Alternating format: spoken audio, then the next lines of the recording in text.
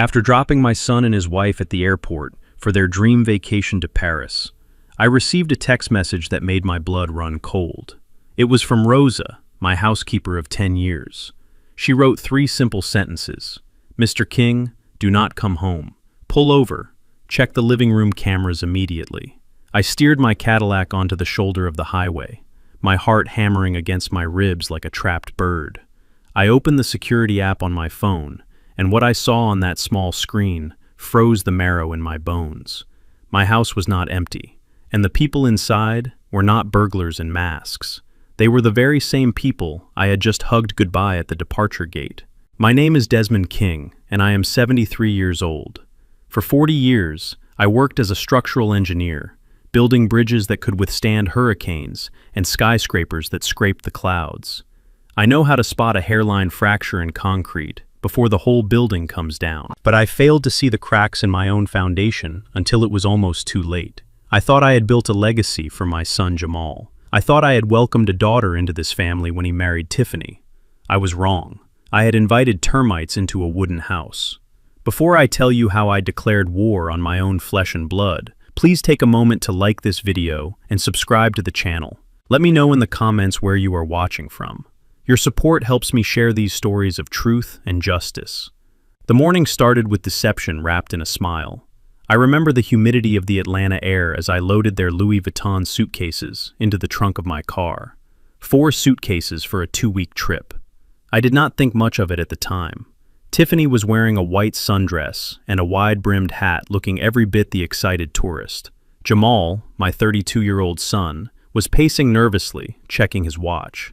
I attributed it to travel anxiety. Traffic to Hartsfield-Jackson International Airport was brutal as usual. I looked in the rearview mirror at them.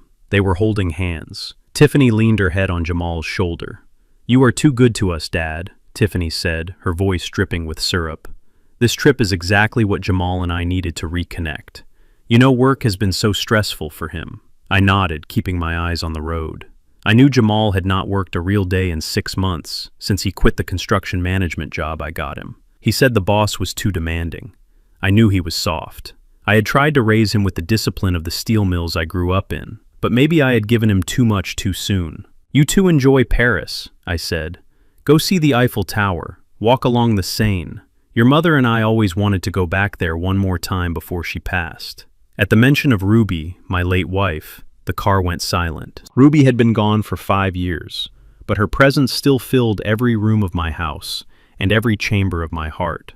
She was the one who taught me that money is just paper, but character is gold. We pulled up to the Delta terminal. I got out and helped the porter with the bags. Jamal hugged me. His embrace felt loose, distracted. "Thanks, Pop," he mumbled. "We will call you when we land. Do not wait up." Tiffany kissed my cheek. Her perfume was expensive and overpowering. "Take care of yourself, Dad. Do not forget your blood pressure medication. We love you." I watched them walk through the sliding glass doors. They waved once and disappeared into the crowd. I stood there for a moment, feeling that familiar ache of loneliness that comes with old age. The house would be quiet for 2 weeks, just me and the memories. I got back into my car and merged onto the highway, heading south. I was looking forward to a quiet evening, maybe listening to some jazz and working on my model ships. 20 minutes later, my phone buzzed on the passenger seat. I usually ignore texts while driving, but the notification sound was specific. It was the emergency alert I set for Rosa. Rosa is not just a housekeeper. She is a 60-year-old tank of a woman who has protected my home and my secrets for a decade. She never texts during the day unless the house is on fire. I glanced at the screen. The message was short. "Mr. King, do not come home. Pull over. Check the cameras." My engineer brain kicked in. Logic over emotion. Was there a fire? A break-in? I pulled the Cadillac onto the emergency shoulder near exit 248. Cars whizzed past me, shaking the frame of my vehicle. My hands were trembling slightly as I unlocked my phone. I tapped the security app icon. The feed loaded. It showed the front of my house. A taxi was parked in the driveway. The trunk was open. I switched to the living room camera. The image was crystal clear in 4K resolution. I saw the front door swing open. Jamal walked in first, dragging those same Louis Vuitton suitcases I had just unloaded at the airport. He was not in Paris. He was in my foyer. Then Tiffany walked in, and the transformation was terrifying. Gone was the sweet daughter-in-law who told me to take my medicine. She kicked the door shut with her heel. She threw her wide-brimmed hat onto the floor and let out a scream of frustration. "Is he gone?" she yelled. Her voice was sharp enough to cut glass. Jamal checked his phone. "Yeah, I tracked his car. GPS. He is on the highway. We have time." I sat in my car on the side of the road, gripping the steering wheel so hard my knuckles turned gray. They had not gone to the airport. They had walked in one door and out the other, grabbed a taxi and circled back the moment I was out of sight. Why? I turned the volume up on my phone. Tiffany walked over to my liquor cabinet. That cabinet was locked, or at least I thought it was. She pulled a hairpin from her hair and jiggled the lock. It opened in seconds. She grabbed a bottle of my 1995 vintage Cabernet, a bottle I was saving for my 75th birthday. She did not bother with a glass. She took a swig straight from the bottle, red wine spilling down her chin. "God, I thought that old fossil would never leave," she said, wiping her mouth with the back of her hand. "Did you see him tearing up about Paris? Pathetic." Jamal was pacing the room. "Tiff, are you sure about this? If he comes back early, we are dead." "He is not coming back, you coward," Tiffany snapped. She marched over to the fireplace mantel. Above the fireplace sat the most precious thing I own, a framed photograph of Ruby and me on our wedding day, alongside a small porcelain urn containing her ashes. It was my shrine, my sanctuary. Tiffany looked at the photo. She sneered. "I am so sick of this woman watching me," she hissed. "Saint Ruby, the perfect wife, the perfect mother. Well, guess what, Ruby? Your son is a loser, and your husband is a fool." She swiped her hand across the mantel. "No," I screamed inside my empty car. On the screen, the photo frame and the urn flew off the shelf. They hit the hardwood floor with a sickening crash. The glass shattered. The porcelain broke. Gray ash spilled out onto the Persian rug. My breath caught in my throat. I felt a pain in my chest, sharp and hot, but it was not a heart attack. It was heartbreak. Pure, unadulterated heartbreak. Jamal flinched, but he did not pick it up. He did not defend his mother. He just looked at the mess and looked away. "Leave it," Tiffany said, stepping over the ashes of the woman who had knit her a scarf last Christmas. "We have 48 hours, Jamal. We need to find where the old man keeps the real money, the structural blueprints for the downtown project, the bearer bonds, the gold watches." She turned to Jamal, her eyes manic and predatory. "We strip this house clean. We sell everything to that fence, Kyle, and by the time your dad gets back from waiting for our call in Paris, we will be in Mexico with $5 million. Jamal rubbed his face. "But the safe, Tiff. It is biometric. We need his fingerprint." Tiffany laughed, a cruel, cold sound that echoed through my car speakers. "Do not worry, baby. I have a plan for that too. If we cannot open the safe, we will just have to make sure Daddy Dearest has a little accident when he gets home. An accident that leaves him incapacitated enough for us to get power of attorney." The video feed froze for a second as the signal buffered, then resumed. I sat there staring at the screen. The cars rushing past me on the highway sounded like ocean waves. My son. My own son was standing there watching his wife desecrate his mother's remains and planning to rob me blind. A tear rolled down my cheek. Just one. I wiped it away with my callous thumb. I looked at my hands. These hands had bent steel. These hands had poured concrete. These hands had held Jamal when he was a premature baby fighting for breath in the incubator. I had spent my life protecting him, building a world where he would never have to struggle like I did. And this was my reward. I reached for the gear shift. My instinct was to turn the car around, roar back to the house and tear them apart with my bare hands. I wanted to storm in there and show them what an angry old man from the steel mills could do. But then I looked at the shattered urn on the floor again. Number. Violence is the tool of the ignorant. I'm an engineer. I solve problems with precision. I calculate the load, I find the weak point, and I bring the structure down exactly how I want it to fall. I took a deep breath, inhaling the scent of the old leather seats. They want a senile old man. They want a victim. I picked up my phone and dialed a number I had not called in years. Saul Cohen, my old army buddy, and the most vicious estate lawyer in the state of Georgia. Desmond Saul answered, his voice raspy from cigars. "Everything all right?" "No, Saul," I said, my voice steady and cold as a winter frost. "Nothing is all right, but it is about to get very interesting.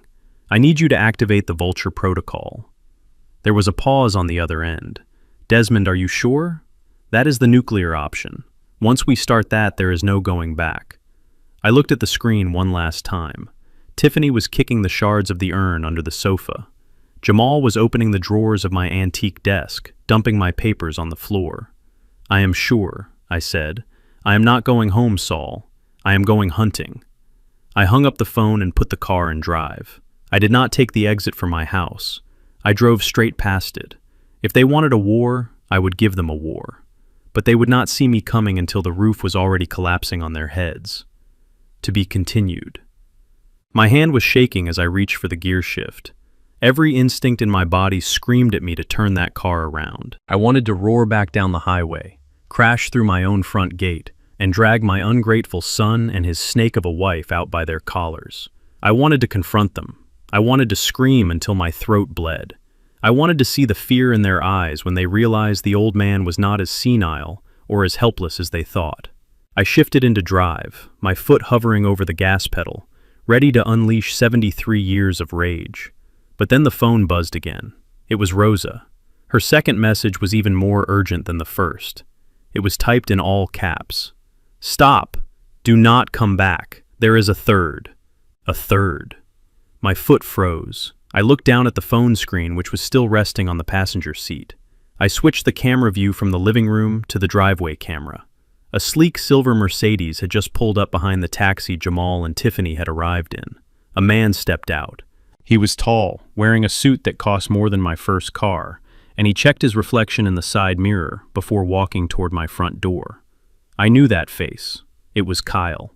Kyle was a real estate broker who operated on the fringes of the law. He was the kind of man who smiled with too many teeth and smelled like cheap cologne and desperation. I had met him once at a charity gala where he tried to convince me to sell a plot of land I owned near the river for a fraction of its value. I had told him to get off my property then.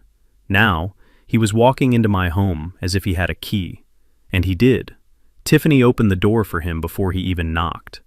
I switched the audio feed back on and held the phone close to my ear, straining to hear over the rush of traffic on the highway. "You said the coast was clear," Kyle said, walking straight past Tiffany into my foyer. His voice was impatient. "I do not like doing business in daylight, Tiffany. Neighbors talk." Tiffany closed the door and locked it. Her voice was calm, terrifyingly calm. "Relax, Kyle. The old fossil is 40 miles away by now. He thinks we are on a flight to Paris. We have the house to ourselves for 2 weeks. But we need to move fast." I watched as the three of them, my son, his wife, and this vulture, gathered in my living room. Jamal was sitting on the sofa, his head in his hands, shaking his leg nervously. "Do you have the list?" Kyle asked. Tiffany pulled a folded piece of paper from her bra. I zoomed in on the screen, but I could not read the writing. I did not need to. Tiffany read it aloud. "First, the watch collection," she said. "He has a Patek Philippe from 1958, a gold Rolex day date, and 3 vintage pocket watches from the railroad era. You said you had a buyer in Miami for those." Kyle nodded, his eyes gleaming with greed. "I do. If they are in mint condition, I can get you 80,000 cash by tomorrow morning. What else?" "The land deeds," Tiffany continued. "The 3 acres in Buckhead and the commercial lot downtown. The ones he keeps in the safe." Jamal suddenly looked up. His face was pale, sweating profusely even though the air conditioning was on. "We cannot sell the land, Tiff," Jamal stammered. His voice cracked like a teenager's. "Pop said that land is for the grandchildren. He said he was going to build a community center there. If we sell that, he will know. He will find out." Tiffany turned on him, her face twisting into a mask of pure venom. She walked over and grabbed Jamal by the chin, forcing him to look at her. "He is not going to find out until it is too late, you idiot," she hissed. "And do you want to talk about grandchildren? Do you want to talk about the future? There is no future, Jamal. Not unless we pay off your debt. Debt. The word hung in the air like a cloud of toxic gas. I pressed the phone harder against my ear. What debt?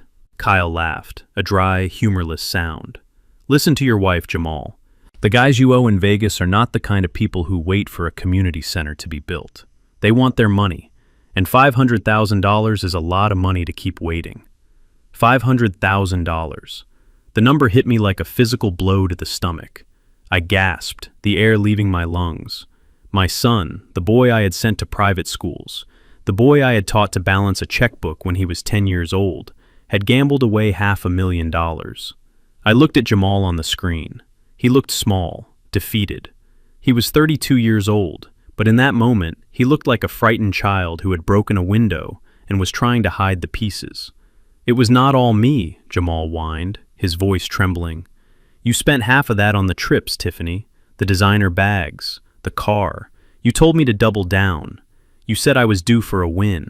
Shut up, Tiffany screamed. She raised her hand as if to strike him, and Jamal flinched. My son flinched. We are not discussing whose fault it is, she said, lowering her voice to a dangerous whisper.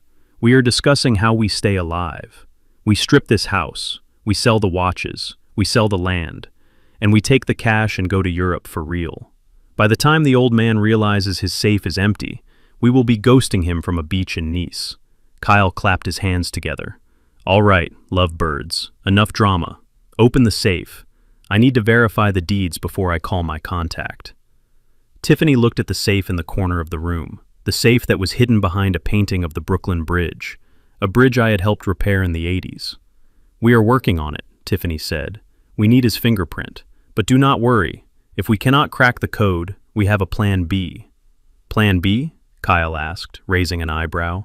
Let's just say, Tiffany smiled, and it was the coldest thing I had ever seen, that accidents happen to old men living alone in big houses all the time. A fall down the stairs, an overdose of heart medication. Once I have power of attorney, I can sign those deeds myself. I lowered the phone. My hand was numb. This was not a burglary. This was not just a son borrowing money without asking. This was a conspiracy. This was an assassination attempt on my life, my legacy, and my dignity. They were discussing my murder as casually as they were discussing the weather. I looked out the windshield. The highway stretched out before me, endless and indifferent. I could drive away. I could go to the police right now. I could show them this video. But the police would take hours. They would need warrants. They would knock on the door, and Tiffany would smile and say it was a misunderstanding. They would hide the evidence. Kyle would slip away. Jamal would lie. No. The police were a blunt instrument. I needed a scalpel. I needed to cut the cancer out entirely. I was a structural engineer. When a building is compromised, you do not just patch the cracks. You reinforce the foundation, you isolate the load, and you bring the weight down on the exact point where the stress is highest. I needed to trap them, all of them. I took a deep breath, forcing my heart rate to slow down. Panic was useless. Anger was fuel, but it had to be controlled. I scrolled through my contacts until I found the name I needed. Cohen. Saul Cohen was not just a lawyer. He was a pit bull in a three-piece suit. We had served together in Vietnam. I had saved his life in the jungle, and he had spent the last 40 years saving my money from the IRS and bad investments. He was the only man on earth I trusted with my life. I pressed call. It rang twice. Desmond, Saul's voice boomed. I thought you were on your way home to relax. Did you forget your keys? I did not waste time with pleasantries. Saul, listen to me very carefully. I am not at home. I am on the side of the highway. Jamal and Tiffany are inside my house. Kyle Vance is with them. Kyle Vance, Saul repeated, his tone instantly shifting from friendly to sharp. That's Slimeball. What is he doing there? They are robbing me, Saul. They are planning to empty the safe. Jamal is in deep with gambling debts, 500 grand. And Saul, they are talking about staging an accident for me if they cannot get the money. There was a silence on the other end, a heavy, dangerous silence. I am recording everything on the cloud server, I continued, but I need you to do something for me. I need you to activate the protocol. Saul hesitated. You mean the estate protocol? No, I said, my voice dropping an octave, becoming hard as granite. I mean Protocol Bridge Claw. I heard Saul suck in a breath. Desmond, we wrote that up 10 years ago as a joke. A doomsday scenario. It freezes everything. It locks the trust. It alerts the federal monitors. It is a nuclear bomb for your assets. Do it, I commanded. Desmond, if I do this, there is no going back. Once the claw clamps down, nobody gets out. Not even Jamal. You are going to send your own son to prison. I looked at the screen one last time. I saw Jamal standing there, letting another man appraise my father's watch. The watch my father wore every day working on the railroad to put food on our table. Jamal was not just selling a watch. He was selling my history. I do not have a son anymore, Saul, I said, and a single tear traced a hot path down my cold cheek. I have a trespasser. Activate the bridge claw, and call your contact at the FBI. I want to catch the whole nest. Consider it done, Saul said softly. Stay safe, Des. Do not engage them yet. I hung up. I sat there for a moment in the silence of the car. The decision was made. The bridge was rigged to blow. Now, I just had to wait for them to walk onto it. I put the car back in gear. I was not going home to fight. I was going to find a place to hide, to watch, and to wait. The hunter does not run into the clearing making noise. The hunter waits in the blind until the prey is comfortable, until the prey is eating, until the prey thinks it is safe. Then, he takes the shot. I merged back into traffic, leaving my home behind, knowing that when I returned, I would not be the victim they expected. I would be their worst nightmare. The game had just begun. I drove until the manicured lawns of my neighborhood were just a memory in the rearview mirror. I did not stop at a hotel with valet parking or room service. I headed for the part of town where the streetlights flicker and the pavement is cracked. I found a place called the Rusty Anchor Motel. The neon sign was missing the letter M, so it just read Hotel, buzzing like an angry hornet in the twilight. It was the kind of place where people went to disappear, or to conduct business that could not survive the light of day. I pulled my Cadillac around the back, parking it between a dumpster and a rusted pickup truck to hide it from the road. I opened the trunk and dug out my emergency kit. Years of working on construction sites had taught me to always be prepared. I had a pair of oil-stained coveralls I used for roadside repairs, and a faded baseball cap. I took off my Italian silk blazer, folded it carefully, and placed it in the tire well. I slipped into the coveralls, smeared a little grease on my cheek, and pulled the cap low over my eyes. When I looked in the side mirror, Desmond King, the wealthy engineer, was gone. Staring back was just another old man down on his luck, invisible to the world. I paid for the room with cash. The clerk behind the bulletproof glass did not even look up from his magazine. He slid a key across the counter, a plastic tag attached to it that was sticky with grime. Room 104. The room smelled of stale cigarette smoke and lemon disinfectant, a combination that made my stomach turn. The carpet was a shade of brown that I suspected was not the original color. I locked the door, engaged the deadbolt, and wedged a chair under the handle. Only then did I sit on the edge of the sagging mattress and open my laptop. I might be 73 years old, but I helped design the smart grid for half the high-rises in Atlanta. I knew that a house is not just bricks and mortar. It is a machine, and like any machine, it can be controlled by the one who holds the manual. I connected to the motel's spotty Wi-Fi, engaged my VPN, and logged into my home server. My screen flickered to life. I had eyes everywhere. I switched the feed to my home office. This was my sanctuary. It was where I had drawn the blueprints for the suspension bridge that spans the river. It was where I had sat with Ruby, planning our retirement. The walls were lined with mahogany bookshelves, filled with first editions and engineering manuals. Now, it was a crime scene. Tiffany was tearing through the room like a hurricane. I watched on the screen as she pulled books off the shelves, shaking them to see if money would fall out. She opened my filing cabinets, dumping 30 years of tax returns and project files onto the floor. She was screaming, but the audio was slightly muffled, so I adjusted the gain on the microphone hidden in the smoke detector. "Where is it?" she shrieked. Her voice was distorted by rage. "He has to have liquid assets. You said he kept cash here." Jamal was standing by the window, peering through the blinds. He looked terrified. "Tiff, keep it down. The neighbors might hear." "Screw the neighbors," Tiffany yelled, throwing a heavy brass paperweight across the room. It smashed into my framed diploma, shattering the glass. I watched my degree from Georgia Tech slide down the wall and land in a pile of debris. I felt a cold anger settle in my chest. That diploma represented nights I studied while working 2 jobs. It represented the promise I made to my mother that I would be more than a laborer. Tiffany treated it like trash. "Look harder, Jamal," she ordered, pointing a manicured finger at the desk. "Check the floorboards. Check behind the paintings. Old people always hide things in the walls." Jamal moved to the large oil painting of the Brooklyn Bridge that hung behind my desk. He fumbled with the frame, his hands shaking. He pulled it away from the wall, and there it was. The safe. It was a Titan 5000, custom-installed, reinforced steel biometric scanner and a digital keypad. It was not something you bought at a hardware store. I had designed the installation myself, anchoring it into the concrete load-bearing wall of the house. "Jackpot," Tiffany whispered.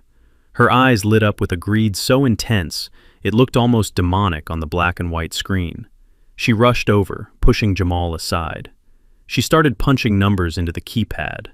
"Try his birthday," Jamal said. She typed it in. The light blinked red.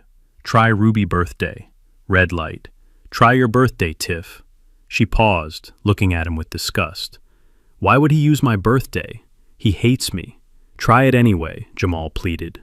She typed it in. The safe let out a low beep, and the red light flashed faster.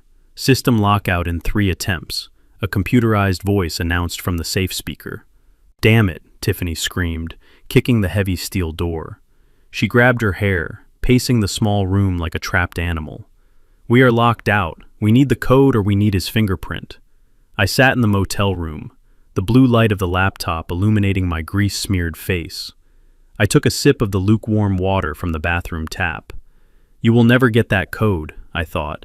"That code is the date I met Ruby, combined with the coordinates of the first bridge I ever built.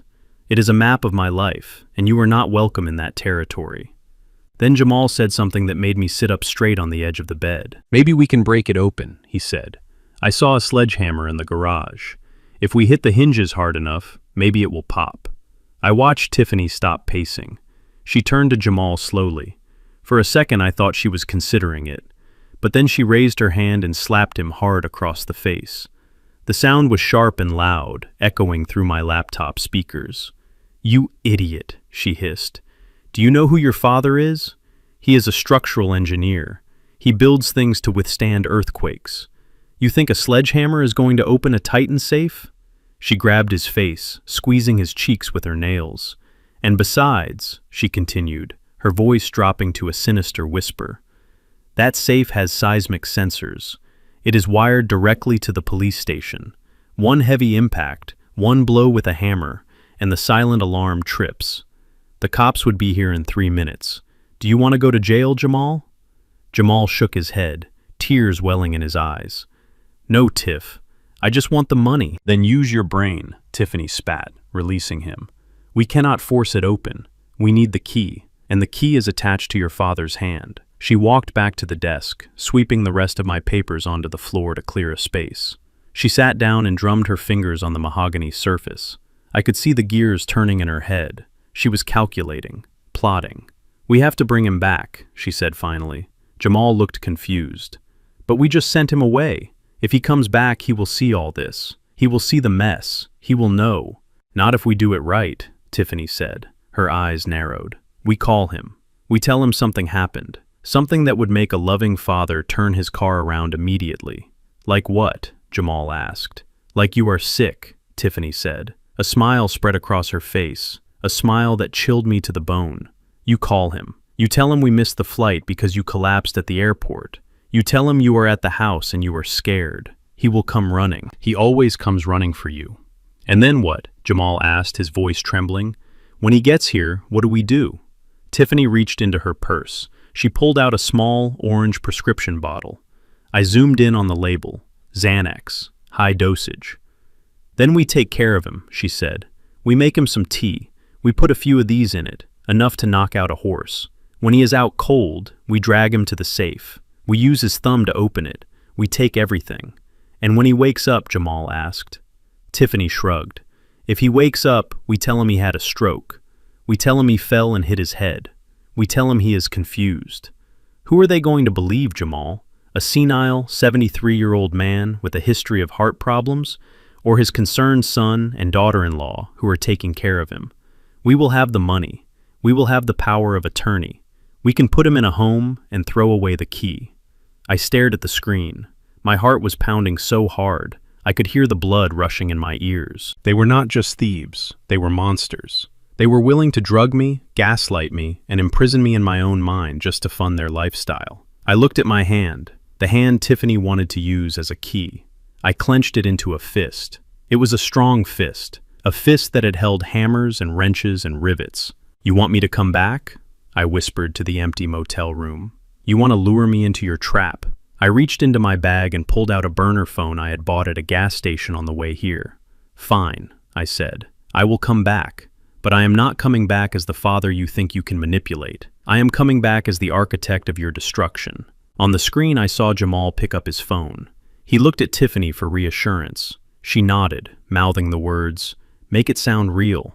My burner phone sat silent, but my main phone, the one I had left in the car, began to ring. I could see the notification pop up on my laptop screen. "Incoming call, Jamal." I let it ring. I let it ring until it went to voicemail. Let them sweat, I thought. Let them wonder. I watched Jamal lower the phone, looking panicked. He did not answer, he told Tiffany. "Call him again," she ordered. "Keep calling until he picks up." I closed the laptop lid. The screen went black, plunging the motel room back into darkness. I stood up and walked to the dirty mirror hanging over the dresser. I looked at my reflection, the grease on my face, the old coveralls, the tired eyes. They wanted a show. I would give them a performance worthy of an Academy Award. I picked up the burner phone and dialed my own voicemail, listening to the message Jamal had just left. His voice was fake, panicked, breathless. "Dad, please pick up. We are at the house. Something is wrong with my heart. I cannot breathe. Please come home." I saved the message. It was not a plea for help. It was evidence. I walked to the door and removed the chair. I unlocked the deadbolt. "I am coming, son," I said to the darkness. "But you better have that tea ready, because it is going to be the last drink you ever serve in my house." I stepped out into the humid night air. The neon sign buzzed overhead. "Hotel. Hotel." It sounded like a warning, or maybe it was a countdown. I got back into my car, but I did not head straight for the house. I had one stop to make first. If they wanted to play doctor, I needed to visit a pharmacy of my own. Not for Xanax, but for something that would keep me wide awake while they thought I was sleeping. I drove out of the parking lot, the gravel crunching under my tires like broken bones. The game had escalated. They had introduced chemical warfare. So be it. I merged onto the highway, the city lights blurring into streaks of red and gold. I was not Desmond the father anymore. I was Desmond the engineer, and I was about to bring the whole structure down on their heads. The neon sign outside my motel window buzzed with a rhythmic electrical hum that sounded like a dying insect. Inside room 104, I sat on the edge of the bed, surrounded by the tools of my trade. A laptop, a burner phone, and a thermos of black coffee so strong it could strip paint off a wall. I had also stopped at a gas station to buy a bottle of caffeine pills. My heart was already racing from the adrenaline of betrayal, but I needed my mind to be razor sharp. Tonight, there would be no sleep for Desmond King. My regular phone, the one Jamal thought was my only lifeline, sat on the nightstand. I stared at it, waiting. I knew he would call. Tiffany would make him. They needed to confirm the location of their target before they launched their attack. They needed to know if the old man was safely tucked away in his castle, ready to be besieged. At 8:15 exactly, the screen lit up. The photo I had set for the contact appeared. It was a picture of Jamal at his college graduation, smiling and holding up his diploma. I remembered that day.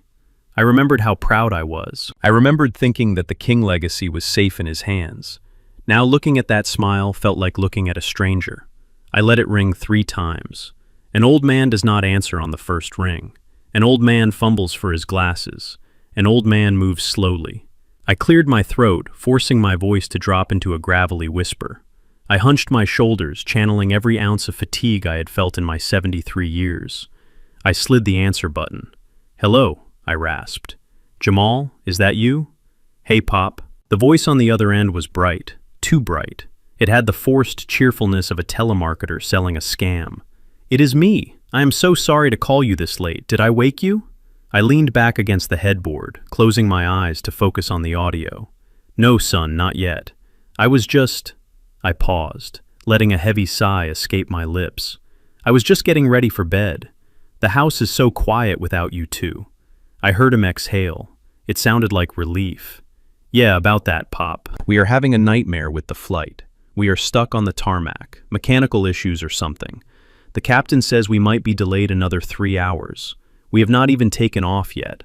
Lies. I looked at my laptop screen. The live feed from my living room showed Jamal standing near my fireplace, holding a glass of my whiskey. He was pacing back and forth. Tiffany was sitting in my leather armchair, filing her nails. Oh, that is terrible, I said, keeping my voice shaky. I thought you would be halfway over the Atlantic by now. I know, right? Jamal said. Listen, Pop, I was worried about you. You seemed really upset when you dropped us off. Your blood pressure was high last week. Did you eat dinner yet? The concern in his voice almost sounded real. That was the hardest part. If I did not have the camera in front of me, I might have believed him. I might have believed that my son loved me. But the camera does not lie. I am not hungry, I said. My stomach is a little upset. I think I just need to sleep. You have to eat, Pop, Jamal insisted. Look, since we are delayed anyway, let me order you some food. I can get that Italian place you like to deliver. Some lasagna. It will be there in 30 minutes. I gripped the phone tighter. It was a test. If I agreed to the delivery, the driver would ring the doorbell. If I did not answer, they would know I was not home. Or worse, Tiffany might have sent someone she knew, someone who would force their way in to check on me. No, son, I said firmly, but weakly. No food. I just took my sleeping pills, the strong ones Dr. Evans gave me. They knock me out pretty fast. I just want to drift off. Sleeping pills. The magic words. I watched on the screen as Jamal covered the microphone and whispered something to Tiffany. She stopped filing her nails and looked up, her eyes gleaming. She nodded vigorously, mouthing the words, "Ask him about the alarm." "Pop, are you sure?" Jamal said, coming back on the line. "Those pills are strong. Did you remember to set the alarm? I do not want you sleeping that deep if the alarm is not on." I smiled a bitter, joyless smile in the dim motel room. They wanted to know if they could move freely, if they could use a sledgehammer without triggering the sirens. I think so, I stammered, playing the part of the confused senior. I locked all the deadbolts. The chain is on. But the electronic alarm, I cannot remember the code. My memory, son, it is getting worse. Do not worry about it, Jamal said quickly. If the deadbolts are thrown, that is good enough. Just go to sleep, Pop. We will call you when we land in Paris. It will probably be morning for you. Okay, son, I whispered. Have a safe flight. I love you. I stopped. I could not say it. I could not say I love you to the man who is currently drinking my whiskey and plotting my demise. I love the idea of you being safe, I finished awkwardly. Me too, Pop. Sleep tight. I was about to hang up when I heard it. In the background of the call coming through the speaker of Jamal's phone, there was a sound, a deep, resonant chime. Bong, bong, bong. It was my grandfather clock, the antique Howard Miller floor clock that stood in the hallway. It was striking the quarter hour. It had a very specific, distinct tone, a deep brass vibration that you could feel in your chest. Jamal was supposed to be on a tarmac at Hartsfield-Jackson Airport. An airport is a cacophony of jet engines, announcements, and crowds. It does not sound like a silent hallway with an antique clock chiming. I froze. I held my breath. Jamal must have realized it too. I heard a sharp intake of breath on his end. He coughed loudly, trying to cover the sound of the third chime. Cough, cough. Sorry, Pop. Throat is dry. Air conditioning on the plane is terrible. I said nothing for a second. I let the silence hang there heavy and dangerous. I wanted him to sweat. I wanted him to wonder if I had heard it. Pop, are you there? I am here, I said softly. Go to Paris, son. Do not miss your flight. I hung up the phone and tossed it onto the bed as if it were a venomous snake. I immediately turned my attention back to the laptop. The performance was over. Now I needed to see the reviews. On the screen, Jamal was staring at his phone, looking pale. Did he buy it? Tiffany asked, standing up and walking over to him. I think so, Jamal said, wiping sweat from his forehead. But the damn clock chimed. Right in the middle of the call. I tried to cough over it. Tiffany rolled her eyes. He is senile, Jamal. He just told you he took the heavy sleeping pills. He probably does not even know what day it is, let alone recognize the sound of a clock over the phone. What did he say about the doors? He said the deadbolts are locked, Jamal reported, but he forgot to set the electronic alarm. He is wide open, Tiff. Tiffany clapped her hands together. Perfect. He took the pills. That means in 20 minutes, he will be dead to the world. We do not even need to be quiet. She walked over to the large window looking out at the driveway. Kyle will be back with the equipment in an hour, she said. We are going to drill that safe, Jamal. We are going to drill it right through the lock. And if the old man wakes up, well, he is drugged and confused. He might just trip and fall down the stairs. Tragedy strikes. Jamal looked at the stairs leading up to my bedroom. The bedroom where they thought I was currently lying in a drug-induced stupor. Are you sure he is asleep? Jamal asked. Tiffany laughed. She poured herself another glass of my wine. He is 73 years old, and he just swallowed a handful of narcotics. He is not waking up until next Tuesday. By then, we will be gone. I sat in the motel room watching them toast to my unconsciousness. I unscrewed the cap of the caffeine pills and popped 2 into my mouth, washing them down with the black coffee. My hands were steady now. The anger had crystallized into a cold, hard purpose. They thought the fortress was unguarded. They thought the dragon was asleep. They did not know that the dragon was wide awake, watching from the shadows, and he had just locked them inside the dungeon. I opened a new window on my laptop. I pulled up the control interface for the smart home system. I had installed the system myself. It controlled everything. The lights, the thermostat, the electronic locks, the sound system. You want to play games in my house? I whispered to the screen. You want to make noise. I hovered my mouse over the environmental controls. Let's see how you handle a little atmosphere. I was not just going to catch them. I was going to break them. I was going to make them wish they had actually gone to Paris. But first I had to wait. I had to let them get comfortable. I had to let them start drilling. I needed them to commit the crime fully. I checked the time. 8:25. Kyle would be there in an hour. I leaned back against the headboard and watched. It was like watching a reality TV show, where the contestants did not know the game was rigged. Jamal sat down on the sofa and put his feet up on my coffee table. He looked relaxed for the first time. He thought he had pulled it off. He thought he had fooled the old man. You have no idea, son, I thought. You have absolutely no idea what I am capable of. I took another sip of coffee and waited for the show to begin. The night was young, and I had a front row seat to their destruction. Kyle arrived 20 minutes later, carrying a silver hard case that looked like something out of a spy movie. I watched on my laptop screen as he strode into the living room, not with the caution of a thief, but with the arrogance of an owner. He did not even wipe his feet on the rug my late wife Ruby had hand-woven. He placed the case on my mahogany desk, right on top of the scratch Tiffany had made earlier, and popped the latches. Inside, nestled in black foam, was a device that made my engineer blood boil. It was a brute force decryptor, a nasty piece of hardware, illegal in 40 states, designed to cycle through millions of electronic combinations in minutes. It was the kind of tool used by professionals who did not care about finesse. They just wanted in. I sat in the dim light of the motel room, sipping my third cup of black coffee, watching them prepare to violate the last sanctuary I had left, my safe. The Titan 5000. It was not just a metal box. It was a vault of memories, and they treated it like a vending machine that had swallowed their dollar. Tiffany was practically vibrating with excitement.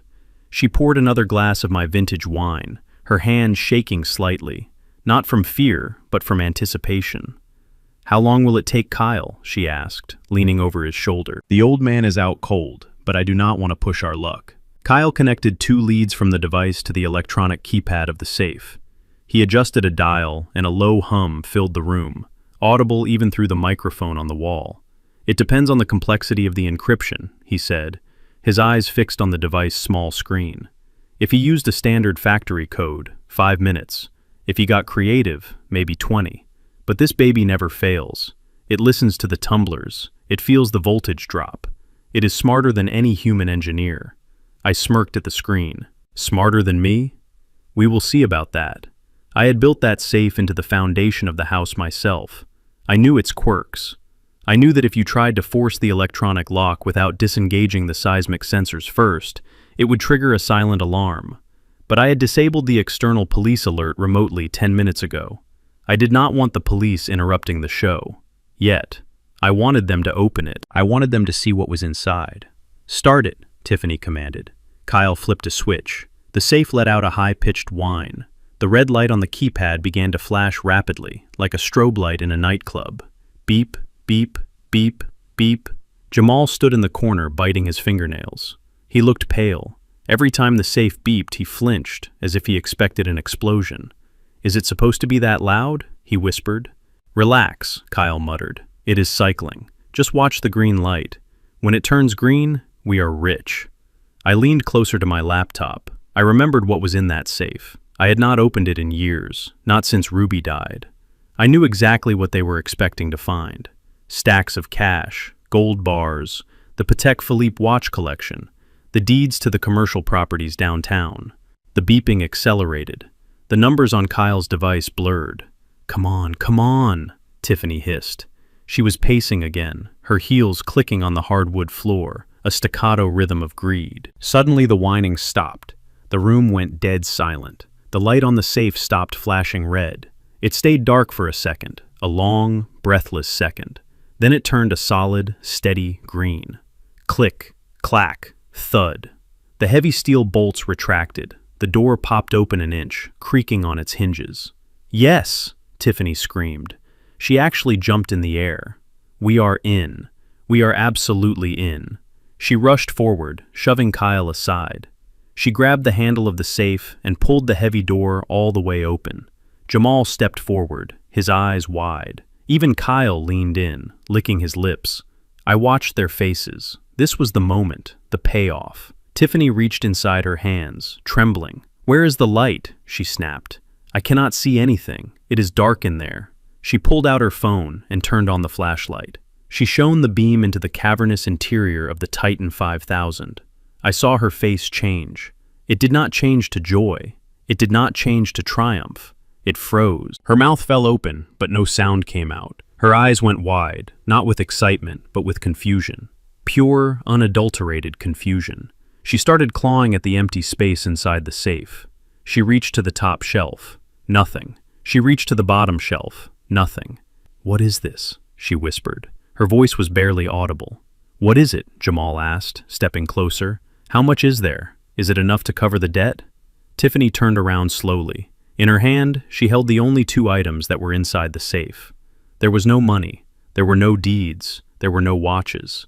There was a faded yellow envelope and a plastic bag containing a set of cheap green toy soldiers. That was it. "What is the meaning of this?" Kyle barked, snatching the flashlight from her. He shoved his head into the safe, scanning every corner. "It is empty. The damn thing is empty. Where is the loot, Tiffany? You said he kept $1 million in liquid assets in here." Tiffany looked at the toy soldiers in her hand. She looked at them as if they were covered in slime.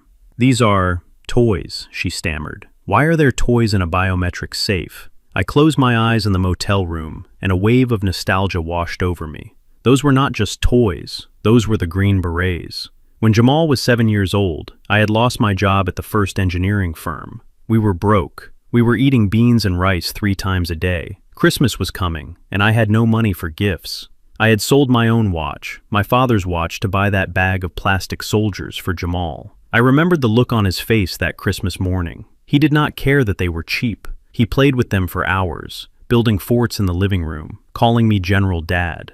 That bag of soldiers was the symbol of the only time I felt like a perfect father. It was the symbol of our struggle and our love. I kept it in the safe because it was more valuable to me than any gold bar. But to Tiffany, it was garbage. She let out a scream of primal rage, a sound so shrill it distorted the audio feed. She threw the bag of soldiers at Jamal. The bag hit him in the chest and burst open. Green plastic men scattered all over the floor. The sniper, the radio man, the commander. They clattered onto the hardwood, sliding under the furniture. "Are you kidding me?" she shrieked. "Are you actually kidding me right now?" Toys. He kept toys in a $10,000 safe. She ripped open the yellow envelope, hoping against hope that it contained a check or a bond. She pulled out a single sheet of paper. It was a letter, handwritten. "Read it," Kyle commanded. "Maybe it is a map. Maybe he buried the money." Tiffany scanned the letter, her eyes darting back and forth. Her face turned red, then purple. "It is a love letter," she spat. "It is a damn love letter to his dead wife. Dear Ruby, today I laid the foundation for the new bridge."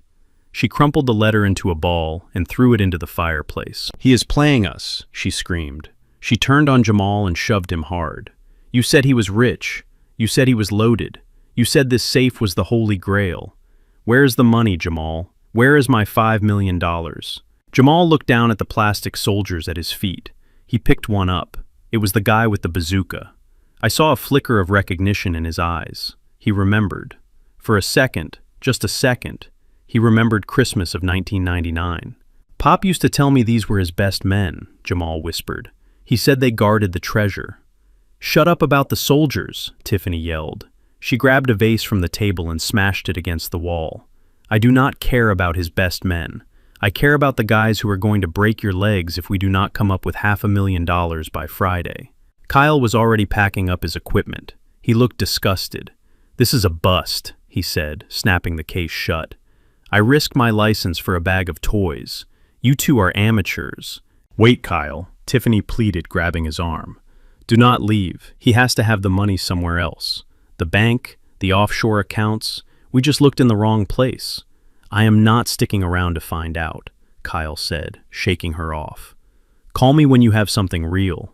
And Jamal, good luck with the loan sharks." Kyle walked out the front door, leaving it wide open. Tiffany stood there, heaving her chest, rising and falling. She turned her glare back to Jamal. "You lied to me," she hissed. "You told me the old man was hoarding cash. You told me we would be set for life." "I thought he was," Jamal stammered, backing away from her. "He drives a Cadillac. He owns this house. He has to have money, Tiff." "He is laughing at us," Tiffany said. Her voice dropped to a terrifying whisper. She looked around the room, her eyes wild. She looked at the camera lens in the corner of the ceiling. For a second, I thought she saw me. "He knew," she said. "Somehow he knew." She walked over to where Jamal was standing. She kicked the toy soldiers across the floor, sending them skittering into the darkness. "Pick them up," she ordered. "What?" Jamal asked. "Pick up the trash," she said, pointing at the toys. "If the old man comes home and sees his precious memories on the floor, he might get suspicious. We need to reset. We need a new plan." "What plan?" Jamal asked, his voice breaking. "The safe is empty, Tiff. It is over. We should just leave. We should just run." "Run where?" Tiffany laughed, a harsh, manic sound. "We have no money. We have no passports. They are in the safe deposit box at the bank, and we cannot get in there without him. We are trapped here, Jamal." She walked over to him and smoothed his collar. The gesture was possessive, not affectionate. "We are not leaving," she said, "and neither is he. If the money is not in the safe, it is in his head. He knows where the accounts are. He knows the passwords." She looked up at the ceiling toward my bedroom. "Is he still asleep?" she asked. "I think so," Jamal said. "Good," Tiffany said, "because when he wakes up we are going to have a little chat. A very long, very painful chat. Until he tells us exactly where the real treasure is buried." I sat back in my chair in the motel room. My coffee was cold. They had found the soldiers. They had found the letter. They had found the heart of Desmond King, and they had spat on it. I looked at the screen at my son on his knees, picking up the green plastic men one by one, under the watchful eye of his tormentor. "You are looking for treasure," I whispered. "You are holding it in your hands, son. You just do not know the value of anything that does not have a price tag." But Tiffany was right about one thing. The money was not in the house. It was safe. It was far away. And now that I knew they were willing to torture me to get it, I knew I had to escalate the war. I reached for my phone. It was time to introduce a new player to the game. If they wanted to play dirty, I would bring the mud. I dialed the number for the private security firm that monitored the perimeter of my estate. The silent alarm was off, but the external floodlights, those were manual. "It is time to shine a little light on the cockroaches," I said. I pressed the button on my app. Back at the house, the entire front lawn suddenly blazed with light. 5,000 watts of halogen security lamps turned night into day. Inside, Tiffany screamed as the light flooded through the windows, blinding them. "What is happening?" she yelled, shielding her eyes. "The police," Jamal cried, dropping the toys again. "It is the police." Not yet, I thought. Not yet. I watched them scramble like rats exposed to the sun. This was just the opening ceremony. The main event was about to begin. I sat in the darkness of room 104, watching the blue flame in my fireplace on the laptop screen. Tiffany had just thrown my letter to Ruby into the fire. I watched the paper curl and blacken the ink, turning into ash. That was not just a piece of paper. That was the first letter I wrote to Ruby from Vietnam, when I was just a scared 20-year-old soldier. It was the only piece of our history I kept in that safe, and she burned it like trash. They thought the safe was empty because they were looking for cash. They were looking for the wrong kind of currency. They looked at this house, at the cars, at the lifestyle, and they assumed I was the one who built this fortune. They assumed the structural engineer with the hard hat was the financial genius. They were wrong. It was Ruby. I took a sip of cold coffee and let the memory wash over me. Everyone saw Ruby as the sweet homemaker, the woman who baked pecan pies for the church bake sale and knitted scarves for the homeless. But they did not see what I saw every night at the kitchen table. While I was reviewing blueprints, Ruby was reading the Wall Street Journal. While other people were buying new cars in the 80s, Ruby was buying stock in companies nobody had heard of. Apple, Microsoft, Berkshire Hathaway. She had a mind like a steel trap. She turned my foreman salary into a legacy, and before she died, she made me promise one thing. She made me create the Ruby King Trust, an irrevocable trust that owned everything: the house, the land, the portfolio. I was just the trustee. Jamal was a beneficiary, but only under specific conditions. Conditions he had broken 1,000 times over. If they knew the truth, they would know that robbing the safe was useless. The wealth was locked behind a legal fortress that Ruby designed to protect our son from his own worst instincts. But they did not know, and ignorance is a dangerous thing. On the screen, the mood in the living room had shifted from disappointment to terror. Kyle the broker was not laughing anymore. He was pacing the length of the rug, checking his watch. "You two are wasting my time," he growled. He walked over to Jamal, who was still on his knees picking up the plastic soldiers. Kyle kicked the toy bucket, sending it skidding across the floor. "Listen to me and listen good," Kyle said, his voice low and menacing. "I did not come here for a play date. I came here for collateral. The people you owe Jamal, they are getting impatient. I owe them next week," Jamal stammered, standing up. "I have until the 1st of the month." Kyle laughed, a harsh barking sound. "That was before they found out you tried to skip town to Paris. Flight risks do not get grace periods. The timeline has moved up. You have until noon tomorrow." "Noon?" Tiffany shrieked. "That is impossible. The banks do not even open until 9. "Not my problem," Kyle said, adjusting his expensive silk tie. "You owe 500 grand, plus interest. If I do not have those deeds in my hand by 12 o'clock, I make a phone call. And the people who answer that call, they do not use lawyers. They use bone saws." Jamal turned a shade of gray I had never seen before. He looked like he was going to vomit. "Kyle, they will kill me," he whispered. "They will kill both of you," Kyle corrected coldly. "And they will probably burn this nice house down just to send a message. You have 12 hours. Figure it out." Kyle turned on his heel and walked out the front door, slamming it so hard the windows rattled. Silence descended on the living room. It was the silence of a tomb. Jamal sank onto the sofa, burying his face in his hands. "We are dead, Tiff. We are actually dead." Tiffany stood by the fireplace, staring at the empty safe. The firelight danced on her face, making her look like a statue carved from ice. She was not crying. She was not panicking. She was thinking. I knew that look. It was the look she had when she convinced Jamal to quit his job. It was the look she had when she convinced him to mortgage his own truck to buy her a diamond necklace. It was the look of a predator spotting a wounded animal. "We are not dead," she said softly. Jamal looked up, tears streaming down his face. "Did you hear him? Noon tomorrow. We cannot get the deeds. Pop hid them. We do not know where they are. We do not need to find them," Tiffany said, turning slowly to face him. "We just need to become the people who can ask for new ones." "What are you talking about?" Jamal asked, wiping his nose. Tiffany walked over to the side table where she had placed the bottle of Xanax earlier. She picked it up, shaking it so the pills rattled. "Who holds the power in this family?" she asked. "Your father." "Why?" "Because he is the owner. He is the competent adult. But what happens if he stops being competent?" Jamal stared at her, confused. "He is sleeping, Tiff. He is not incompetent." "Not yet," Tiffany said. "But think about it, Jamal. He is 73. He lives alone. He has a history of heart trouble. What if suddenly his mind started to go? What if he became confused? Danger even." I leaned closer to the laptop screen, my blood running cold. I saw where she was going. It was a path so dark I could not believe she was willing to walk it. Dementia. Tiffany whispered the word like a spell. Sudden onset dementia. If we can prove he is losing his mind, if we can prove he is a danger to himself, we can file for emergency conservatorship. Conservatorship, Jamal repeated. Like legal guardianship. Exactly, Tiffany said, her eyes widening with excitement. We get a doctor to sign a paper saying Desmond King is mentally incapacitated. We take that paper to a judge tomorrow morning. We get an emergency order. Boom. You become his guardian. You get control of his assets, his accounts, his deeds. You sign the transfer yourself. Jamal shook his head. That takes weeks, Tiff. You need evaluations. You need court hearings. We have 12 hours. It takes weeks if you play by the rules, Tiffany said. But we are not playing by the rules anymore. I know a doctor, Dr. Miller.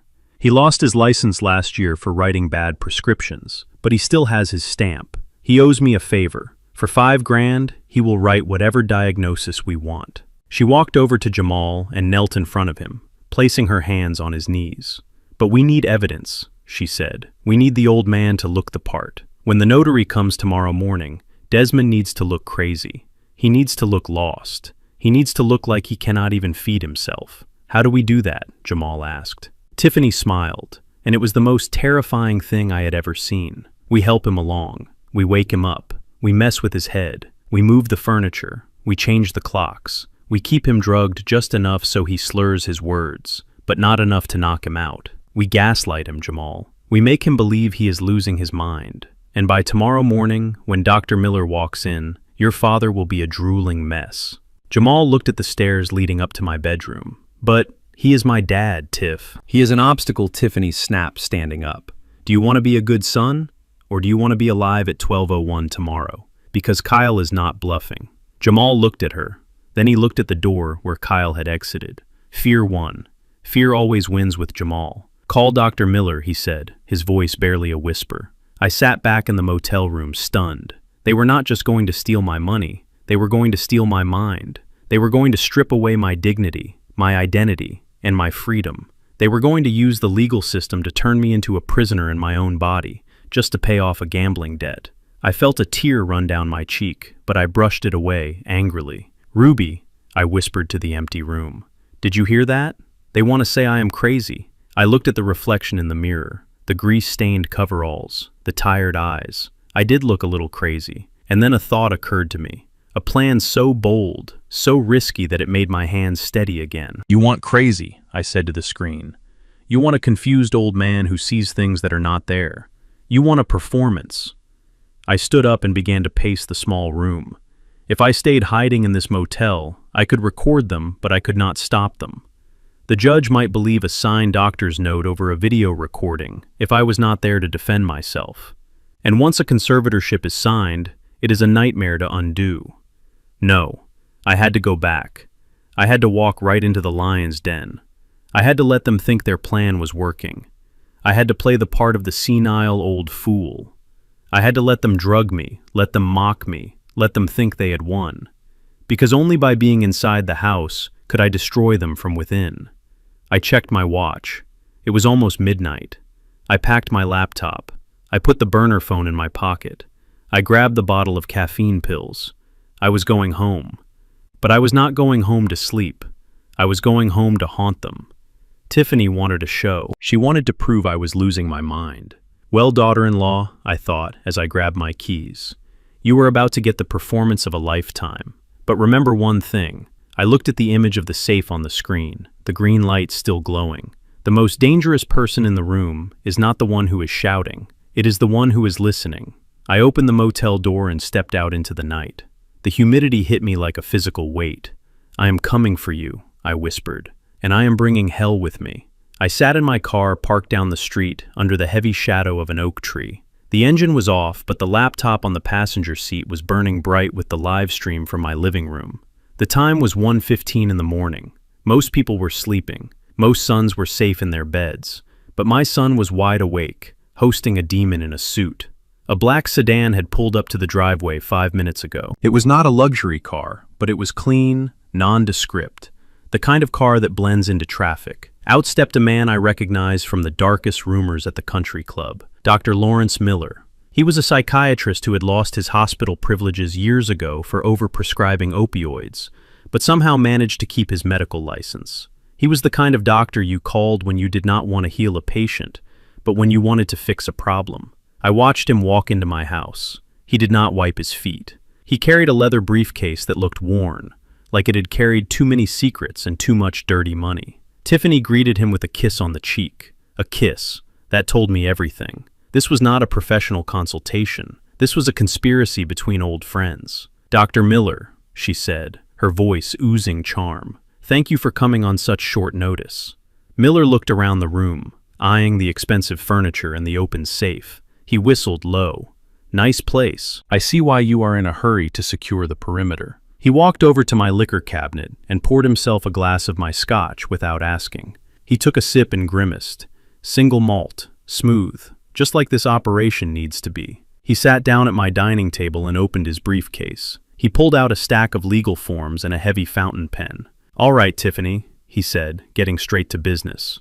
"You said on the phone that the subject is exhibiting signs of severe cognitive decline, aggression, confusion, inability to manage financial affairs. Subject, that was what I was to them now. Not a father, not a person, a subject." Tiffany sat opposite him. She leaned forward, her eyes intense. "Exactly. He is dangerous, Lawrence. Just tonight he forgot who we were. He thought Jamal was a burglar. He tried to attack us with a fireplace poker. We were terrified. I gripped the steering wheel of my car so hard the leather creaked.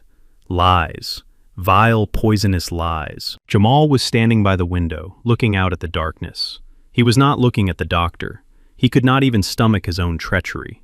Miller nodded, writing something down on his notepad. "Paranoia, hallucinations, violent outbursts. That fits the profile for rapid onset dementia, or perhaps Alzheimer's with behavioral disturbance." He looked up at Tiffany. "To get an emergency conservatorship approved by a judge tomorrow morning, we need to be convincing. The court usually requires a mental evaluation, a standard test." "We do not have time for a test," Tiffany snapped. "We have a deadline at noon. We need you to certify that he is too far gone to be tested, that he is a danger to himself and others, that for his own safety, control must be transferred to his next of kin immediately." Miller tapped his pen on the table.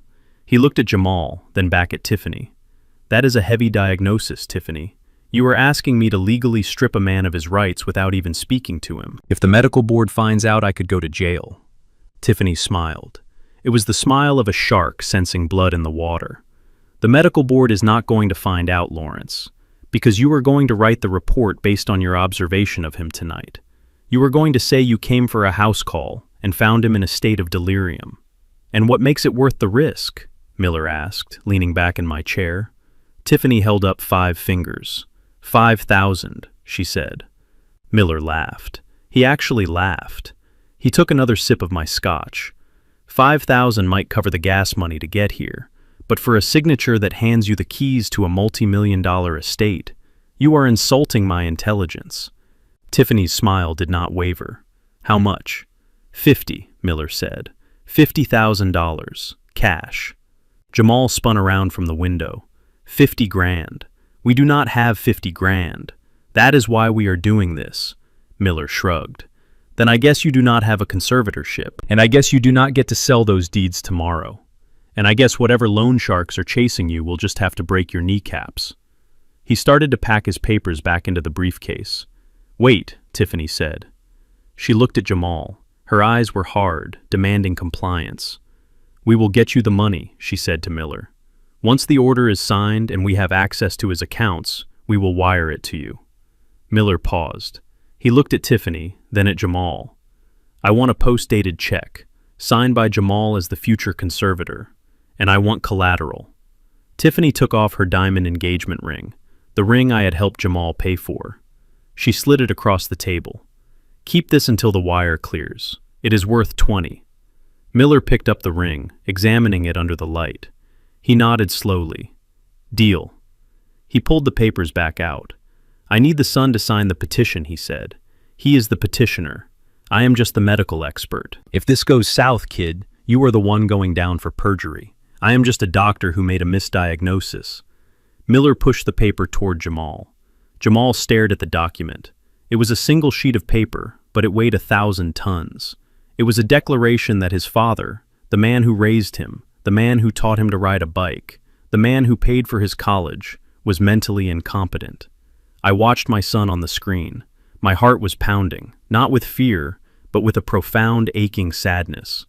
"Do not do it, son," I whispered in the darkness of my car. "Do not cross this line. You can steal my money, you can break my heart, but do not take away my name. Do not tell the world I am broken just to save your own skin." Jamal picked up the pen. His hand was shaking. "He is not crazy, Tiff," he whispered. "He is just old. This feels wrong." Tiffany walked over to him. She put her hands on his shoulders, massaging them. She leaned down and whispered in his ear, but the microphone picked it up perfectly. "Do you want to go to prison, Jamal? Do you want to be poor? Or do you want to be the master of this house? Just sign the paper. It is just a signature. He will never know. We will put him in a nice home. He will be happy." Miller clicked his pen. "Tick-tock, kid." Jamal looked at Tiffany. He looked at the doctor. Then he looked at the empty safe. He took a deep breath, and he signed. I watched the ink flow onto the paper. I watched him sign away my freedom. Something inside me broke. It was a quiet break, like a structural beam finally giving way under too much weight. The love I had held for him, the hope I had nurtured, it all collapsed into a pile of dust. But as the dust settled, something else revealed itself underneath. Steel. Cold, hard, unyielding steel. I wiped the single tear from my cheek. I closed the laptop. "You want a crazy old man?" I said to the silence of the car. "You want a man who has lost his mind. A man who confuses reality with nightmare." I started the engine. The Cadillac purred to life, a low growl that sounded like a beast waking up. "Fine. I will give you the performance of a lifetime." I was not Desmond King the father anymore. I was not Desmond King the engineer. I was the character they had written. I was the chaotic element they claimed I was. I drove the car out from under the oak tree. I did not turn on the headlights. I let the car glide down the street like a ghost. I pulled into my own driveway, blocking the doctor's sedan. I reached into the glove compartment and pulled out the bottle of caffeine pills I had bought. I swallowed 2 more. My eyes were wide, my senses heightened. I ruffled my hair until it stood up in wild tufts. I unbuttoned my shirt, pulling it askew. I smeared a little grease from my tire iron onto my forehead. I looked in the rearview mirror. The man staring back at me looked deranged. He looked dangerous. He looked exactly like the monster Dr. Miller had described in his report. I stepped out of the car. The night air was thick and heavy. I walked to the front door. I did not use my key. I rang the doorbell. Once. Long and hard. Ding dong.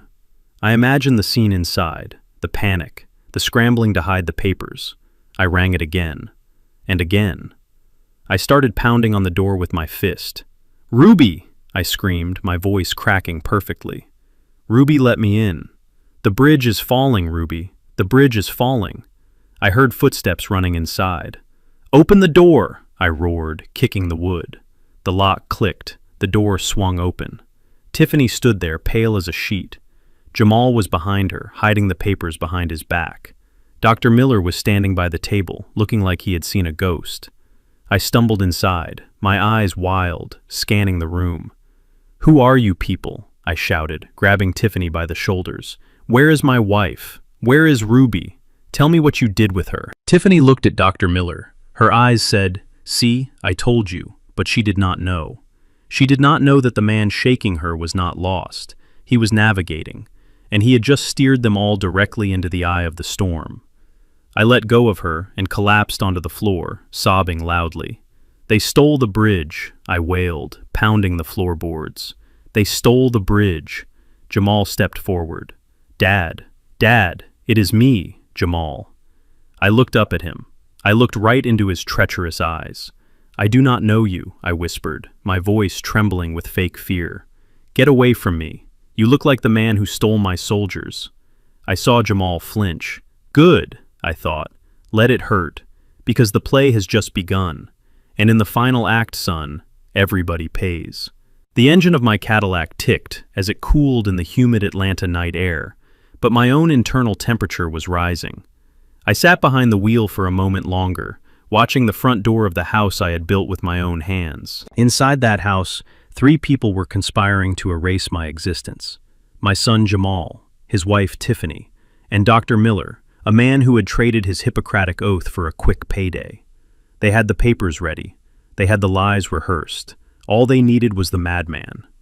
I looked at myself in the rearview mirror one last time. I had unbuttoned my shirt, leaving it hanging loose and sloppy over my chest. I had rubbed grease from the tire iron onto my forehead and cheeks, giving me the look of a man who had been wandering aimlessly. I ruffled my gray hair until it stood up in wild tufts. But the most important change was in my eyes. I had to extinguish the spark of intelligence. I had to dim the light of the engineer who could calculate load-bearing stress in his sleep and replace it with the vacant, foggy stare of a man lost in the corridors of his own mind. I popped 2 more caffeine pills, dry swallowing them. I needed my heart to race. I needed my hands to tremble not from fear, but from a chemical jitter that would mimic a nervous breakdown. "It is showtime, Desmond," I whispered to my reflection. "Do not let them see the steel. Show them only the rust." I stepped out of the car. I did not walk with my usual military upright posture. I shuffled. I dragged my left foot slightly, a physical affectation I had seen in stroke victims. I made my way up the driveway, mumbling to myself loud enough to be heard, but incoherent enough to be dismissed. I reached the front door. I did not use my key. A man who forgets his own name does not remember his keys.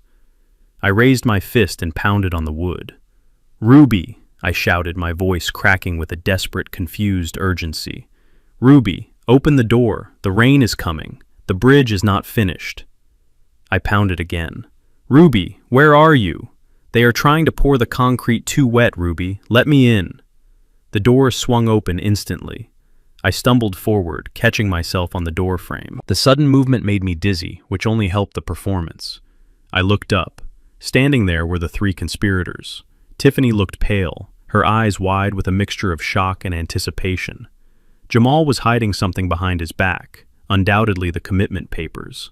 Dr. Miller stood by the dining table, a glass of my scotch halfway to his mouth. I blinked rapidly, letting my eyes dart around the room without focusing on any of them. I looked through them as if they were ghosts. "Who are you people?" I asked, my voice trembling. I backed away, bumping into the coat rack. "Where is Ruby? I told her to wait for me. We have reservations at the diner. Why are there strangers in my house?" "Dad." Jamal stepped forward, his hand reaching out. "Dad, it is me. It is Jamal." I swatted his hand away. I looked at him with a look of pure, terrified recognition, not of a son, but of a threat. "I do not know you," I screamed. "You look like the foreman, the one who stole my tools. Get away from me." "Where is my wife?" I saw Jamal flinch, physically recoiling from my rejection. "Good. Let it hurt. Let every word be a dagger in the heart of your betrayal." Tiffany, however, did not look hurt. As I scanned the room, pretending to search for my dead wife, I saw her reaction out of the corner of my eye. She turned to Dr. Miller, and a slow, triumphant smile spread across her face. She gave a subtle nod, almost a wink. "See," she seemed to be saying, "I told you. The old man is gone." Dr. Miller set his glass down and stepped into his role. He approached me slowly, putting on his professional mask, the predator disguised as a healer. "Mr. King," he said, his voice dripping with fake soothing tones, "I am a doctor. I am here to help you. Do you know what year it is?" I looked at him, narrowing my eyes. I looked at his expensive suit, his manicured hands. "It is 1985, I spat out, "and you are trespassing. Get out before I call the union rep." 1985. The year Jamal was born. The year I started my own firm. It was a calculated wrong answer. Close enough to show memory, but far enough to prove incompetence. Miller turned to Tiffany and whispered loud enough for me to hear. Disorientation, temporal displacement. He is living in the past. This is classic. Tiffany walked over to me. She moved with the confidence of someone who has already won the lottery and is just waiting to cash the ticket. Desmond, she said, using my first name without the honorific dad. A deliberate sign of disrespect. Ruby is not here. Ruby went to the store. Why do you not sit down? You look tired. I looked at her. I hated her in that moment more than I had ever hated anyone in my life. But I let my shoulders slump. I let the fight drain out of me. The store, I mumbled. She went to the store. Yes, she needs milk. I let them lead me to the sofa, the same sofa where they had plotted to rob me just an hour ago. I sank into the cushions, clutching a throw pillow to my chest like a child clutching a teddy bear. Jamal stood over me, still holding the papers behind his back. He looked sick. He looked like he wanted to vomit. Is he always like this? Dr. Miller asked Tiffany. This is the worst I have seen him, Tiffany lied smoothly. Usually he just forgets where he put his glasses. But tonight he was violent. He tried to hit me. He thought I was an intruder. I sat there rocking back and forth, humming a tune under my breath. It was an old gospel song Ruby used to sing. Precious Lord, take my hand. Jamal wiped sweat from his forehead. He is not crazy, Tiff. Maybe he is just tired. Maybe it is a reaction to the medication. Tiffany spun on him, her eyes flashing dangerous fire. Look at him, Jamal. He thinks it is 1985. He thinks your mother is shopping for milk. Your mother has been dead for 5 years. Do you want him to wander out into traffic? Do you want him to burn the house down? We are doing this to protect him. She snatched the papers from Jamal's hand and thrust them at Dr. Miller. Write it up, she commanded. Rapid onset dementia, incapable of self-care, immediate transfer of guardianship. Dr. Miller looked at me one last time. I stared blankly at the fireplace, drooling slightly out of the corner of my mouth. I made my left hand tremor uncontrollably. It is clear as day, Miller said, pulling out his pen. The man is gone. The lights are on, but nobody is home. I will sign the affidavit. You can take this to the judge first thing in the morning. I listened to the scratch of the pen on paper. It sounded like a shovel digging a grave, my grave. But graves are for the dead, and I was very much alive. I watched through lowered eyelids as Miller signed his name. He stamped the document with his official seal. Done, he said, handing the papers to Tiffany. You are the legal guardian, pending the court order. But with this medical evaluation, no judge in Georgia will deny you. Tiffany held the papers to her chest. She looked at the safe in the corner, the safe she could not open. Now we have the key, she whispered. She turned to me. Her face softened into a mask of fake concern. Dad, she said, do you trust me? I looked up at her. I let a tear leak out of my eye. I want Ruby, I whimpered. Ruby is gone, Dad, Tiffany said, and I could hear the glee in her voice. But Jamal and I are here. We are going to take care of everything. You do not have to worry about bills or banks or bridges anymore. We will handle it, she signaled to Jamal. Get him a glass of water, she said, and put 2 of those pills in it, the blue ones. He needs to sleep until the notary gets here. Jamal hesitated. Do it, Tiffany hissed. Jamal went to the kitchen. I heard the tap running. I heard the rattle of the pill bottle. My son, my flesh and blood. He was preparing a chemical cocktail to silence his own father. I sat there, continuing my rocking motion. My mind was racing. I had achieved the first step. They believed the lie. They had lowered their guard. They thought they were dealing with a broken machine, not a master engineer. But now came the dangerous part. I had to fake taking the pills. I had to fake the coma. And then, when they were busy celebrating their victory, I had to strike. Jamal came back with the water. The glass was cloudy. Here, Pop, he said, his voice shaking. Drink this. It will help you find Ruby. That line almost made me break character. It will help you find Ruby. He was using my dead wife, his own mother, to manipulate me into sedation. I took the glass. My hands trembled, spilling some water on my shirt. Thank you, Foreman, I mumbled. I raised the glass to my lips. Drink up, old man, Tiffany thought loud and clear in her expression. Drink up and die. I pretended to cough. I brought my hand to my mouth violently, as if choking. In the confusion, I splashed the rest of the water onto the rug. Oops, I said, wiping my mouth. Spilled. Clumsy. Tiffany rolled her eyes. It is fine, she said. He got enough down. Just let him rest. She pushed me back onto the pillows. Go to sleep, Desmond. Tomorrow is a big day. I closed my eyes. I let my breathing slow down. I let my jaw go slack. I listened as they walked away from the sofa. I listened to the clink of glasses as they poured more scotch to celebrate.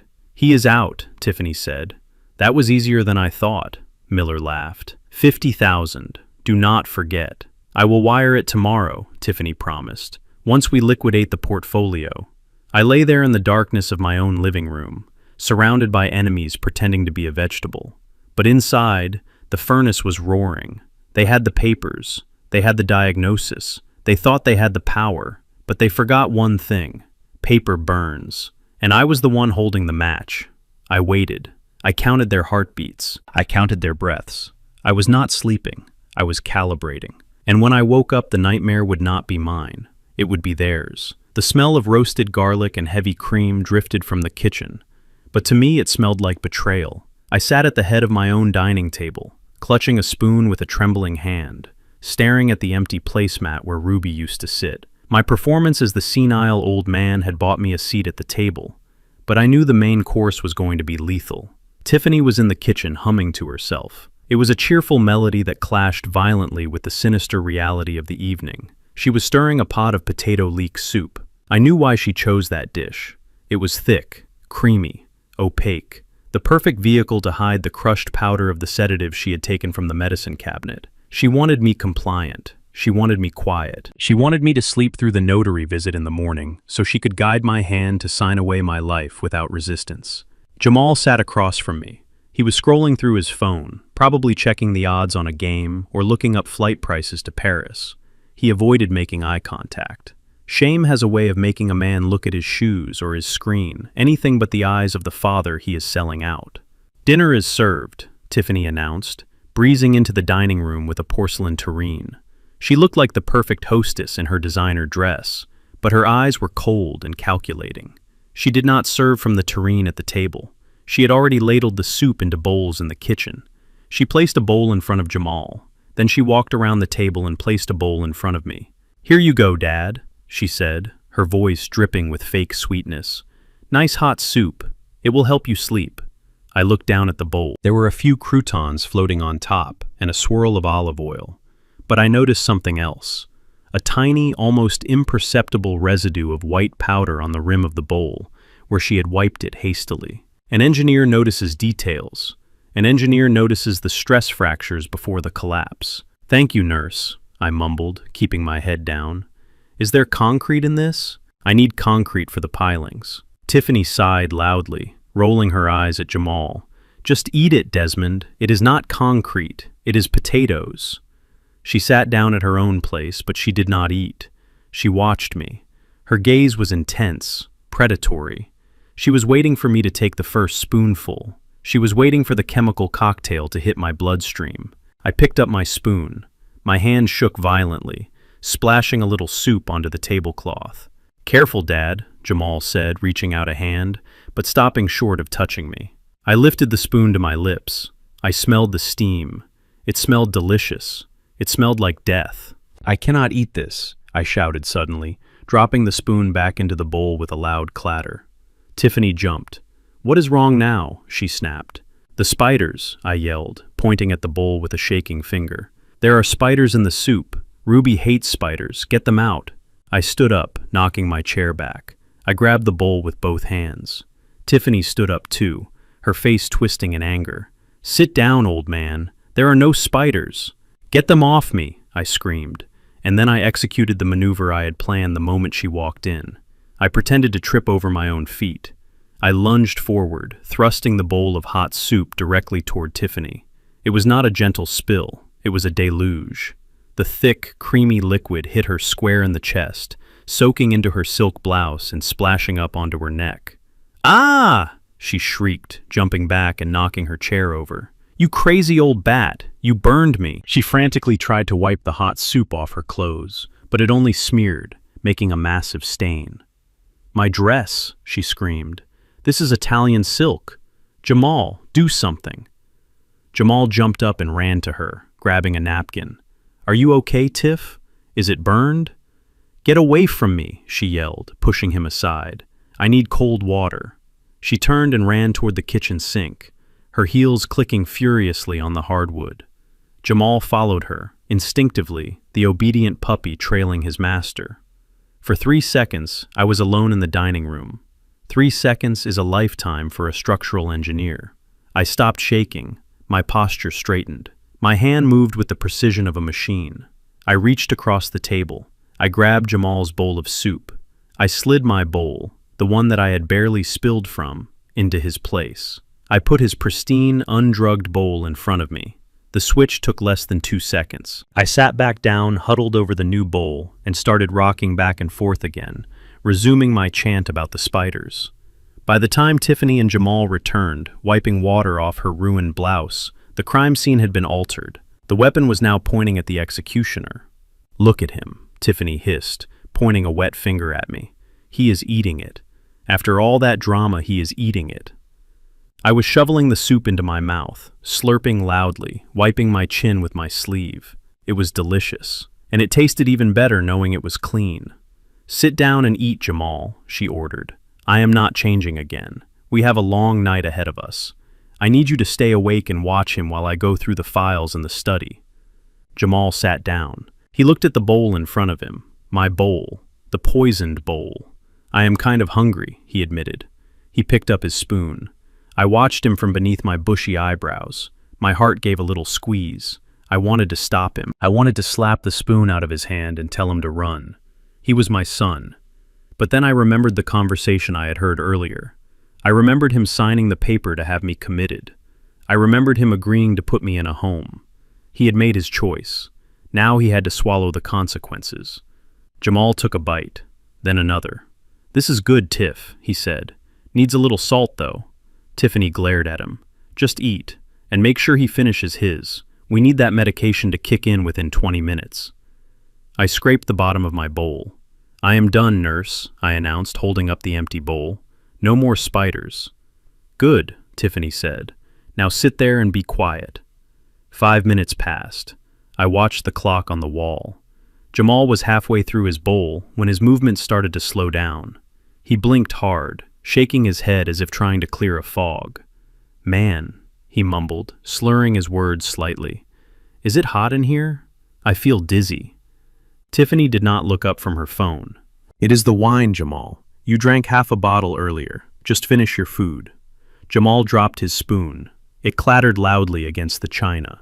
He leaned back in his chair, his eyes unfocused. I do not feel good," he whispered. "My legs feel like lead." I watched him closely. The dosage she had put in there must have been massive, meant to knock out a 200-pound man for 12 hours. Jamal was about the same weight as me, but he had no tolerance. Suddenly, his head lolled forward, his chin hit his chest. "Jamal." Tiffany snapped, looking up. "Stop playing around." Jamal did not answer. He let out a low groan, and then his upper body slumped forward, crashing onto the table. His face landed right next to the soup bowl. Thud. The sound echoed through the dining room. Tiffany stood up so fast her chair fell over again. "Jamal," she shouted. She ran over to him and shook his shoulder. "Jamal, wake up." He did not move. He was out cold, breathing heavily, a deep, rhythmic snoring that sounded like a generator. "What is wrong with him?" she cried. She grabbed his face, lifting it up. His eyes were rolled back in his head. He was dead weight. She looked at the empty bowl in front of him. Then she looked at the empty bowl in front of me. She looked at me. I was staring at the ceiling, humming a tune, twirling my thumbs innocently. "Did he eat the spiders?" I asked, my voice full of childlike curiosity. "The spiders make you sleepy," Ruby said. "Never eat the spiders." Tiffany's face went white. She looked back at the soup tureen, then at the bowls. Her mind was racing, trying to figure out what happened. Did she mix them up? Did she put the powder in the wrong bowl? "No," she whispered. I marked it. I know I marked it. She grabbed Jamal's wrist, checking his pulse. It was slow and steady, the pulse of a man in a deep, chemically induced coma. He took the pills, she gasped. He ate the whole dose. Panic set in. Real, raw panic. She looked at her phone. Her thumb hovered over the emergency dial. But she froze. She could not call 911. If the paramedics came, they would pump his stomach. They would find high levels of unauthorized prescription sedatives. They would ask questions. Why was her husband drugged? Why was her father-in-law acting senile? The police would come back. The plan would be exposed. She was trapped. "Damn it," she screamed, kicking the table leg. "Damn it, Jamal, you useless idiot." She looked at me. I offered her a gummy smile. "The foreman is sleeping on the job," I said. "I am going to report him." "Shut up," Tiffany yelled. "Just shut up." She grabbed Jamal under the armpits, trying to hoist him up. He was dead weight, a sack of potatoes in a designer suit. She grunted, straining her back, her heels slipping on the floor. "Get up, Jamal," she pleaded. "You have to get up. I cannot carry you." But Jamal was gone. He was visiting the land of dreams, courtesy of his wife's own poison. She had to drag him. I watched with immense satisfaction as she struggled to pull him across the floor. She dragged him out of the dining room, his expensive Italian loafers scraping against the hard wood. She was panting, sweating, her ruined silk blouse clinging to her skin. I sat there quietly, finishing my water. One enemy down, one to go. She was exhausted. She was panicked. And now she was alone in the house with a man she thought was crazy. She finally managed to drag him to the bottom of the stairs, but she could not get him up. She left him there, slumped on the bottom step like a discarded marionette. She stormed back into the dining room, breathless and furious. She pointed a finger at me. "You," she hissed. "You stay right here. If you move 1 inch, I will tie you to this chair." "I am waiting for Ruby," I said calmly. "She is bringing the dessert." Tiffany let out a scream of frustration and ran into the kitchen, presumably to find some coffee or cold water to wake Jamal up. I waited until she was out of sight. Then I stood up. I walked over to the hallway where Jamal was snoring. I reached into his jacket pocket. I pulled out his keys and his phone. I went back to the table and sat down just as she returned with a bucket of ice water. She ran past me toward the stairs. Good luck with that, I thought. The night was turning out to be quite productive. I had the keys to their escape vehicle. I had their communication device. And I had the house to myself while she played nurse to the victim of her own malice. I picked up my spoon again and tapped it gently on the table. Ding, ding, ding. Round 2 was about to begin, and this time, the gloves were coming off. The house was quiet now, except for the heavy rhythmic thumping coming from the hallway. It was the sound of Tiffany trying to drag a 200-pound man up a flight of hardwood stairs in stilettos. I listened to her grunts of exertion and her whispered curses. She was distracted. She was exhausted. She was occupied. The moment she turned the corner of the landing, dragging Jamal's dead weight out of sight, I dropped the act. The tremors in my hands vanished. The hunch in my back straightened. The vacant look in my eyes sharpened into the focused glare of a structural engineer, assessing a critical failure. I did not have much time. Maybe 10 minutes before she came back down to check on her prisoner. I moved silently across the Persian rug. My socks made no sound. I was not Desmond the senile father. I was Desmond the soldier. I was Desmond the man who had built skyscrapers, and I knew that every structure has a blueprint. Even a criminal conspiracy has documentation. I slipped into the guest room down the hall. This was the room Jamal and Tiffany used as their office whenever they deigned to visit. It smelled of Jamal's expensive cologne and the stale scent of desperation. The room was a mess. Clothes were thrown over chairs. Fast food wrappers cluttered the desk. It was the workspace of a chaotic mind. But sitting right in the center of the chaos was the glowing Apple logo of Jamal's laptop. He had left it open. Of course he had. He was arrogant. He thought I was too old to understand technology, and he thought his wife was too busy plotting to check his browser history. I sat down in the chair. It groaned slightly, and I froze waiting to see if the noise had traveled. Silence from upstairs. I turned my attention to the screen. It was not password protected. Another mistake. A fatal mistake. I expected to find gambling sites. I expected to find emails from loan sharks, or maybe a secret bank account with a negative balance. And I did find those things. They were there in the open tabs, screaming of a life spiraling out of control. But as I dug deeper, as I opened the minimized spreadsheets, I found something far worse. I found a company called King Logistics, LLC. I had never heard of this company. I checked the incorporation document saved in a folder. It was registered 6 months ago. The CEO was Jamal King. I opened the financial ledger. My eyes scanned the rows and columns with the speed of a man who has reviewed construction budgets for 40 years. Invoices for 300 tons of concrete, payments for heavy machinery rentals, payroll for 20 subcontractors. I frowned. Jamal was unemployed. He did not have a construction site. He did not have a contract. So where was this concrete going? Who were these workers? I looked at the dates of the deposits. Every Friday, $50,000 came in from a shell corporation in Miami. Every Monday, $50,000 went out to pay for materials that were never delivered and workers who did not exist. My blood ran cold. This was not just gambling debt. This was laundering. I recognized the pattern. It is called layering. You take dirty money from drug trafficking or racketeering.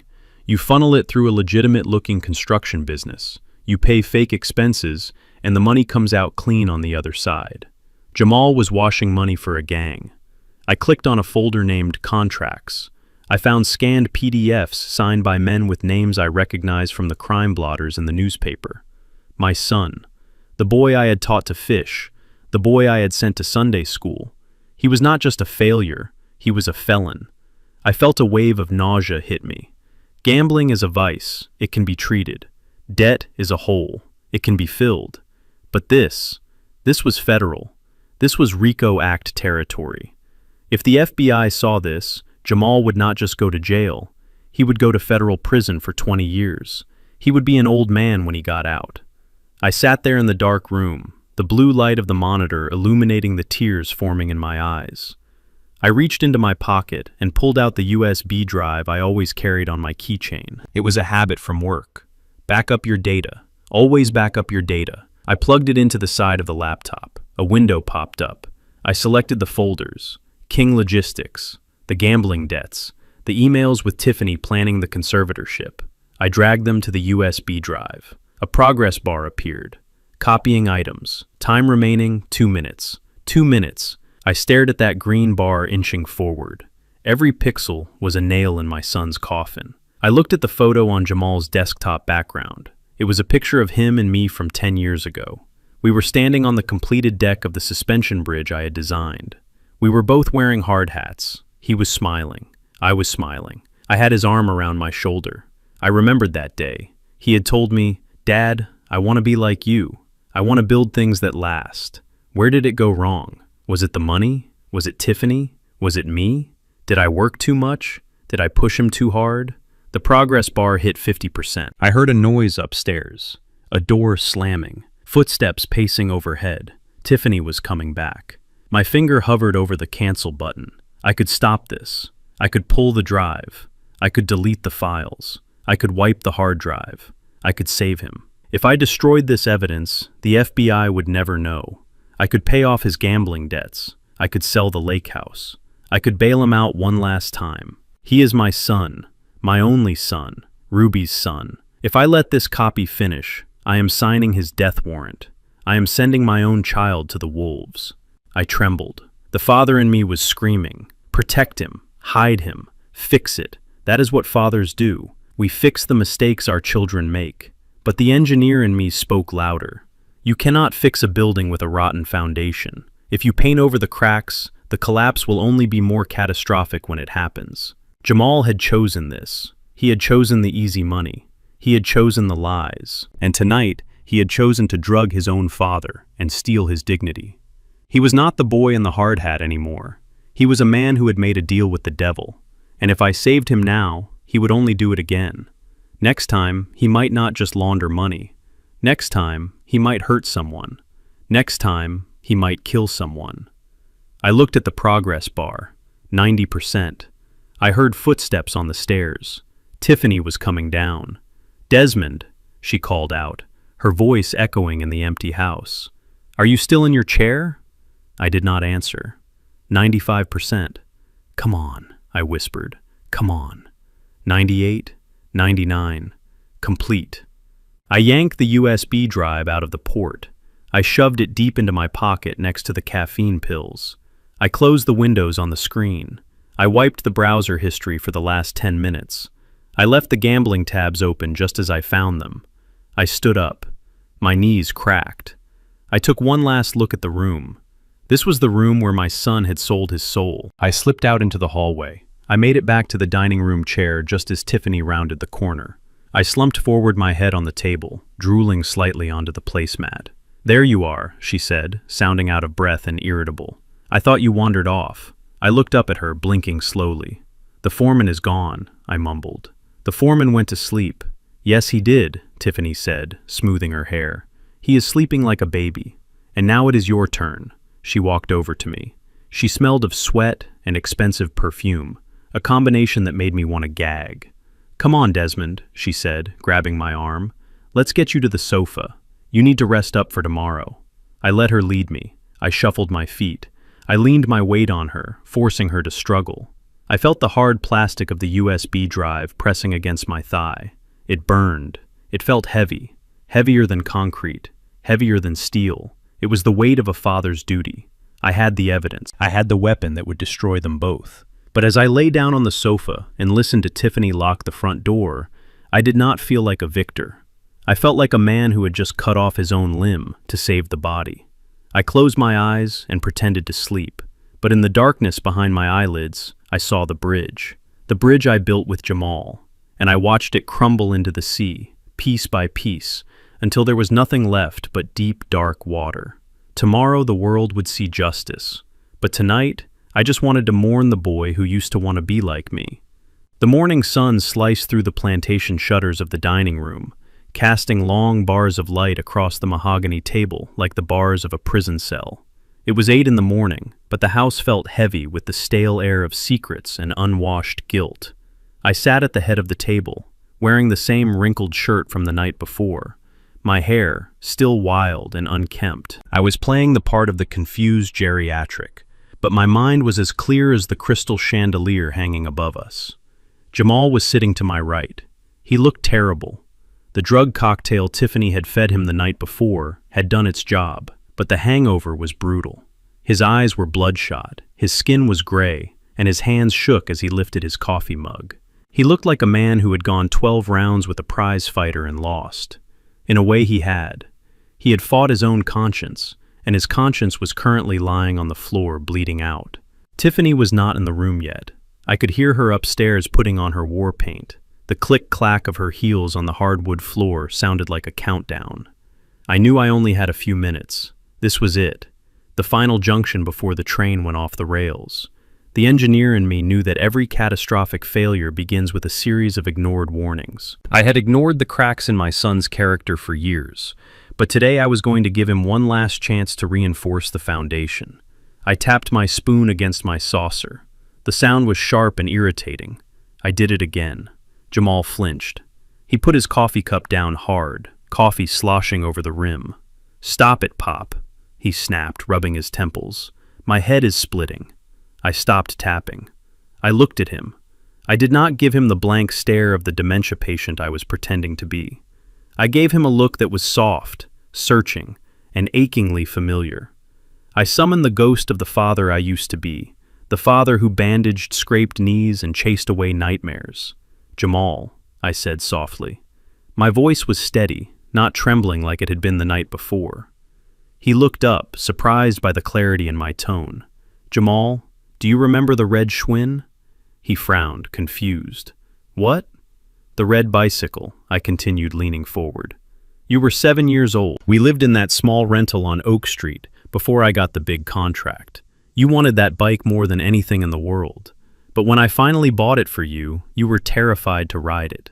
Jamal stared at me. The irritation in his face softened into confusion. "Yeah, I remember," I nodded. "You were scared of falling. You sat on that seat, your knuckles white, gripping the handlebars, and you cried. You said, 'Dad, do not let go. Promise me you won't let go.'" I saw a flicker of emotion in his eyes, a memory breaking through the fog of greed and debt. "And what did I say, son?" Jamal looked down at his coffee. You said I have got you. You said you would hold the seat until I was ready. And I did, I whispered. I ran behind you for 3 blocks. My lungs were burning. My shoes were slapping against the pavement. But I did not let go. Not until I felt you find your balance. Not until I knew you could steer on your own. I reached out and placed my hand on his. His skin was cold and clammy. I am still holding the seat, Jamal. He pulled his hand away, but he did not do it angrily. He did it out of shame. He looked at me, and for a second, the 32-year-old man vanished, and I saw the 7-year-old boy who was afraid of the world. Pop, why are you talking about this? He asked, his voice cracking. Tiff said she said you were gone. She said you did not know who we were. I ignored his question. I kept my eyes locked on his. Con men and liars take shortcuts, son, but a structural engineer knows there are no shortcuts. If you build on sand, the house falls. You are building on sand right now, Jamal. I saw his lip tremble. He looked at the door, checking for Tiffany. He was scared. He was terrified of the woman upstairs, but he was also terrified of the truth I was speaking. Dad, he whispered. I messed up. I know I said gentle, but firm. I know about the money. I know you are scared. He froze. His eyes went wide. You know. I leaned in closer. My voice dropped to a conspiratorial whisper. I am your father. I know when you are hurting. Is it money, Jamal? Do you need money? He nodded, tears welling up in his bloodshot eyes. It is bad, Pop. It is really bad. They are going to hurt me. Then ask me, I said. Just ask me. Do not steal from me. Do not let that woman turn you into a criminal. If you need help, tell me right now. We can fix this. I have resources. I can make the bad men go away. But you have to stop this. You have to stop this charade right now. This was the moment. The load-bearing beam was groaning under the weight. He could either reinforce it with truth or let it snap. Jamal looked at me. I saw the hope in his eyes. He opened his mouth. Dad, I owe 500 grand. I did something stupid. He was about to confess. He was about to grab the lifeline I had thrown him. I was ready to forgive him. I was ready to cancel the bridge claw protocol. I was ready to be his father again. And then the kitchen door swung open. Tiffany marched in. She was wearing a sharp navy blue business suit that made her look like a prosecuting attorney. Her hair was pulled back tight. Her perfume hit the room like a chemical weapon. She took one look at us. She saw Jamal leaning in. She saw the tears in his eyes. She saw the intensity in my face. She did not ask what was happening. She knew. She smelled the weakness. What is going on here? She barked, slamming a stack of papers onto the table. Jamal jumped back as if he had been electrocuted. He wiped his eyes frantically. Nothing, Tiff. Pop was talking about my old bike. Tiffany glared at me. Her eyes were cold, dead things. She looked at me with such contempt that I wondered how I had ever let her into my family. Oh, really? She sneered. A minute ago, he thought it was 1985, and now he is strolling down memory lane. It is called a moment of lucidity, Jamal. It happens right before the brain turns completely to mush. Don't let him manipulate you. She walked over to Jamal and put her hands on his shoulders. Her grip looked painful. Did he tell you he loves you? She asked, her voice mocking. Did he tell you he would do anything for you? That is what they all say, right before they forget your name and burn the house down. She leaned down and whispered in his ear, but her eyes were locked on mine. Remember the deadline, Jamal. Noon. Kyle is waiting. The bone saw is waiting. Jamal paled. The color drained from his face, leaving him looking like a corpse. The 7-year-old boy on the bike vanished. The desperate gambler returned. He looked at me. I looked back, silently pleading. Choose me, son. Choose honor. Jamal swallowed hard. He looked at Tiffany, then at the papers on the table. The papers that would declare me incompetent. The papers that would steal my life. He took a deep breath, and he looked away. He is talking nonsense, Tiff Jamal said, his voice flat and dead. He is just rambling about a red bike. I never had a red bike. My heart stopped. He lied. He looked me in the eye and erased our history to save his own skin. Tiffany smiled. A cruel, victorious smile. That is what I thought she said. She pushed the papers toward me. She placed a pen in my trembling hand.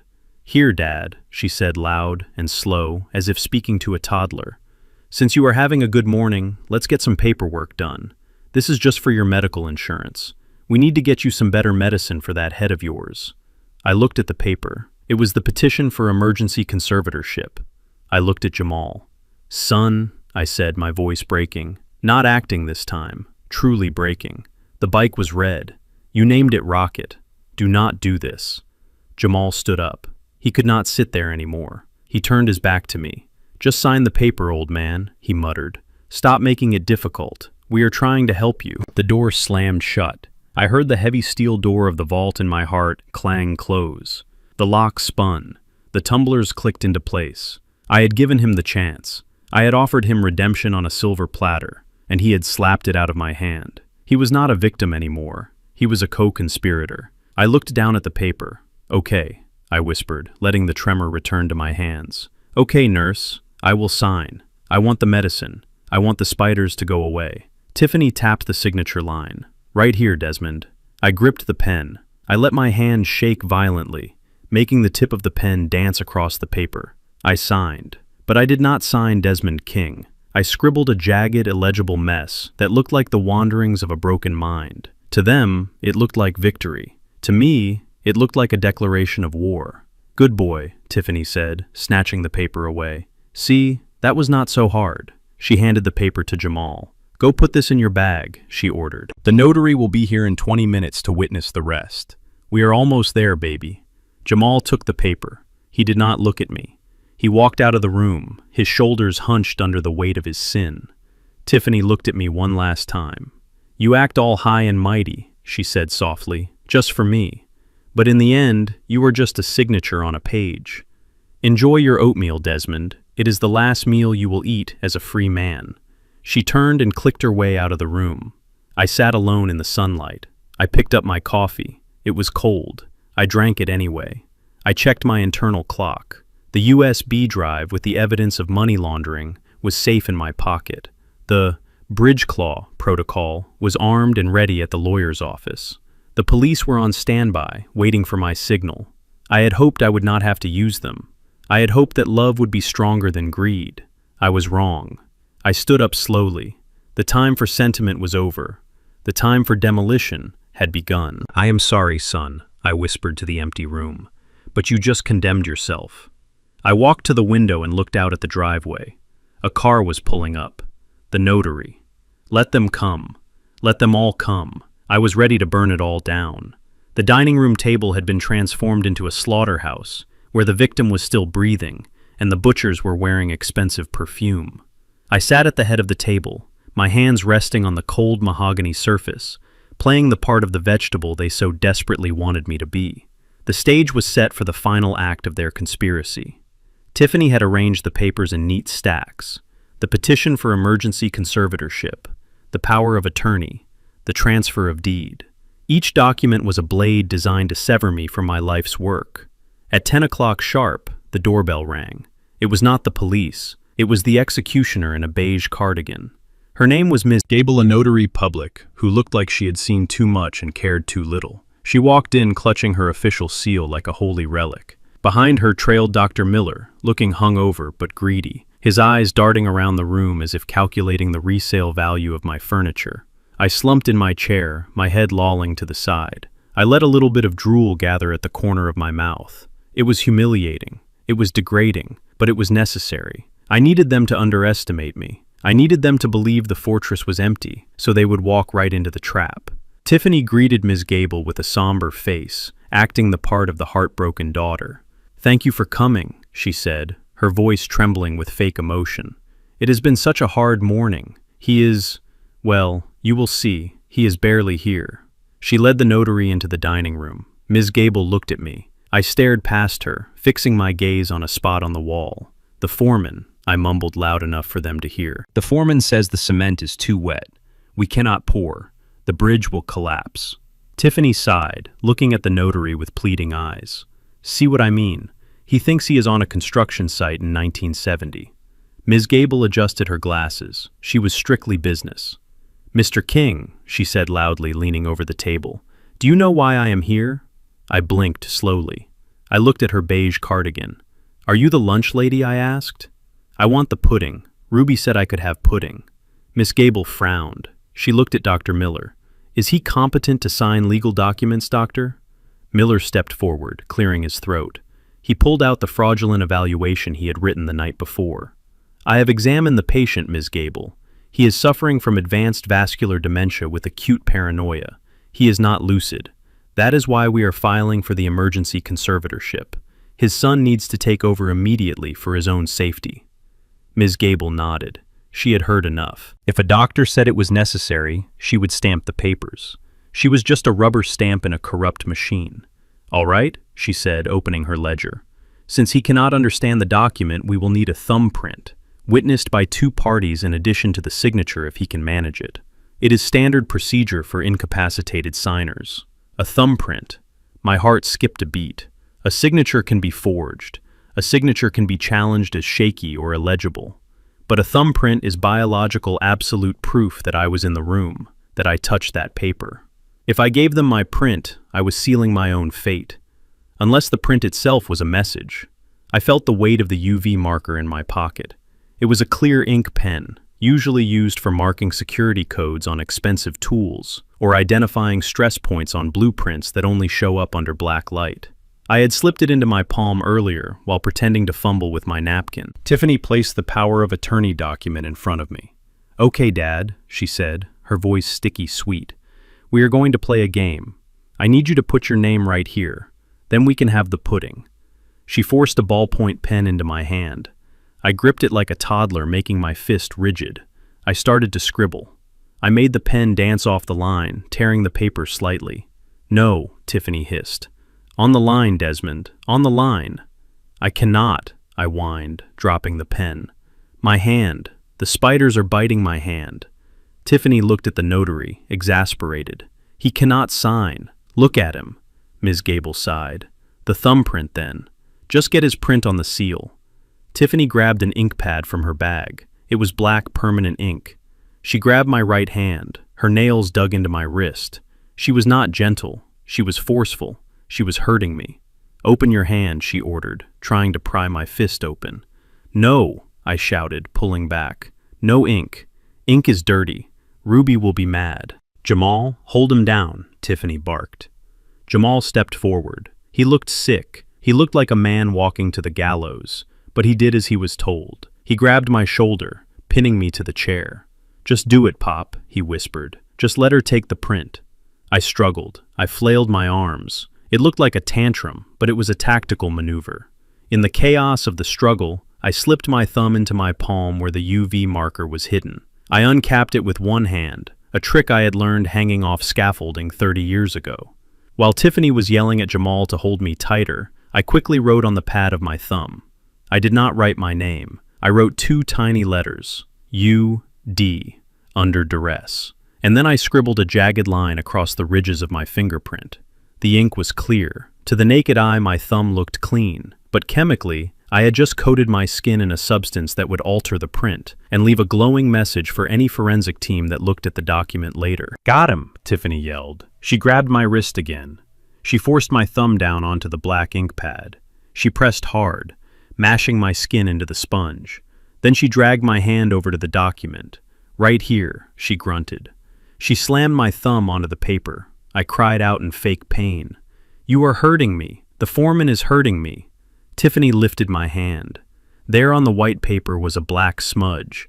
It looked like a thumbprint, but I knew better. The UV ink I had applied would create a microscopic barrier. It would compromise the ridge detail, making the print legally contestable, and under a blue light, the letters UD would shine like a neon sign, screaming that this was an act of coercion, not consent. "Done," Tiffany announced triumphantly. Ms. Gable stamped the document. Ka-chunk. The sound echoed like a gunshot. She stamped the deed transfer. Ka-chunk. She stamped the medical evaluation. Ka-chunk. It was over. In the eyes of the law, I was now a non-person. I was a ward of the state under the care of my son and his predator wife. Tiffany picked up the papers. She looked at them with a hunger that was terrifying to behold. She did not look at me. She did not look at Jamal.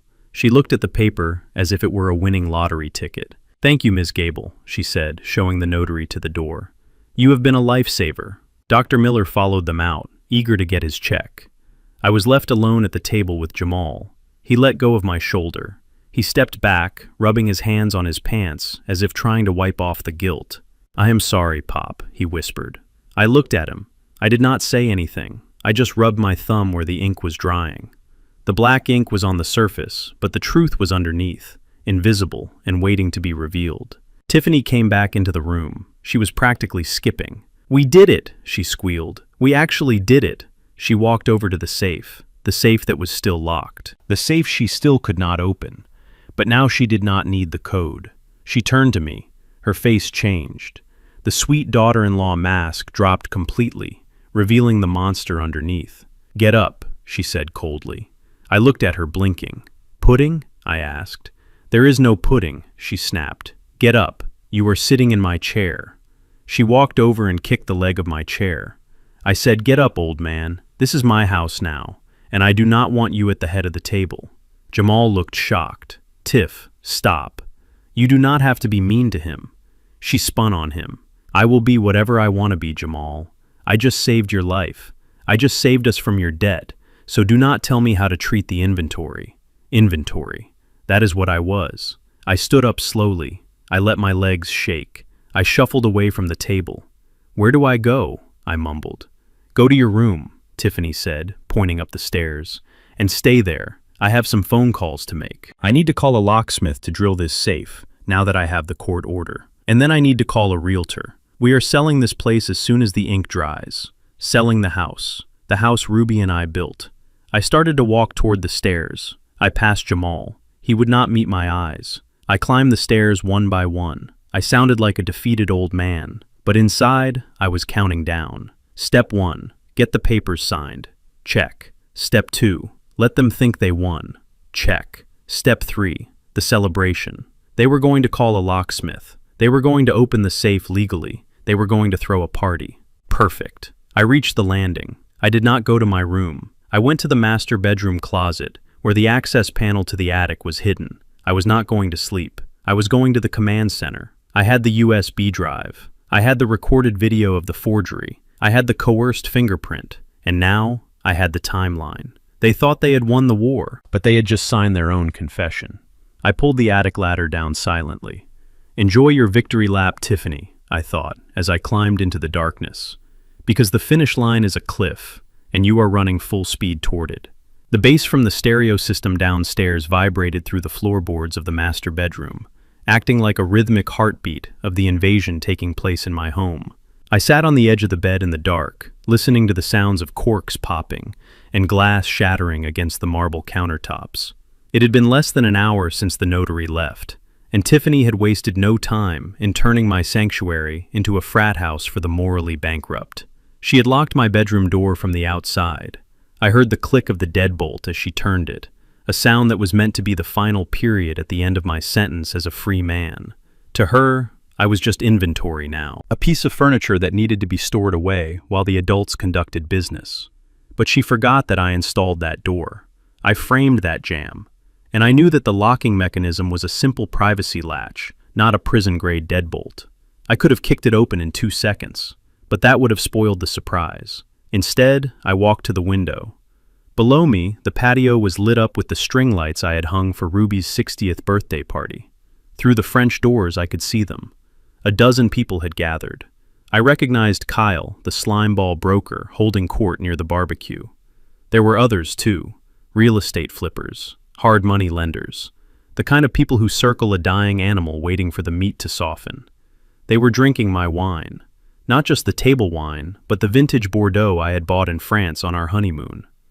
I watched Tiffany pour a glass of the 1982 Chateau Margaux into a red plastic cup. She spilled some on the limestone pavers and laughed. I pressed my hand against the cold glass of the window. "Enjoy it," I whispered. "That bottle cost more than your soul." I watched Jamal standing in the corner. He was holding a beer, but he wasn't drinking. He looked like a ghost haunting his own life. Every now and then, he would look up at my window. I stepped back into the shadows. I didn't want him to see me. I didn't want him to see the father he betrayed. I wanted him to remember me as the victim, until the very moment the handcuffs clicked. Tiffany climbed onto a garden chair, raising her red plastic cup high in the air. The music lowered slightly. "Attention, everyone," she shouted, her voice slurring slightly. "I just want to propose a toast to the new era of the King estate. The old regime has officially retired, and the new management is ready to liquidate." The crowd cheered. Kyle raised his bottle. "To the new owners," he bellowed. "And to the commission." "To the commission," they echoed.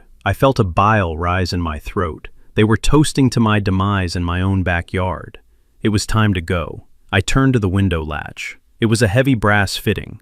Usually I kept it locked tight for security, but when I tried to turn it, I found it was already unlatched. I smiled in the darkness. Rosa. My housekeeper had not said a word to me all evening. She had moved through the house like a shadow, serving drinks, cleaning up messes, keeping her head down. Tiffany thought Rosa was just another piece of furniture. But Rosa was family. She knew the plan. She knew I needed a way out that didn't involve the front door. I slid the window up. It moved silently on well-oiled tracks. The humid night air hit my face, carrying the smell of charcoal and expensive perfume. I looked down. It was a 15-foot drop to the hydrangeas below. For a normal 73-year-old man, this would be a death sentence, a broken hip waiting to happen. But I was not normal, and I was not frail. I climbed out onto the ledge. I gripped the sturdy trellis that ran up the side of the house. I had built this trellis myself 20 years ago, welding the iron bars and anchoring them deep into the brickwork. I knew it could hold 500 pounds of load. I tested my weight on the first bar. My shoulder protested a sharp ache of arthritis, but I ignored it. Pain is just information. The structure held. I began to descend, hand over hand, foot over foot. I moved with the muscle memory of a man who had spent his youth climbing scaffolding and steel beams. My breathing was controlled. I kept my body close to the wall, blending into the ivy that covered the iron. Below me, the party raged on. "So when do we list it?" Kyle asked, his voice drifting up to me. "First thing Monday," Tiffany replied.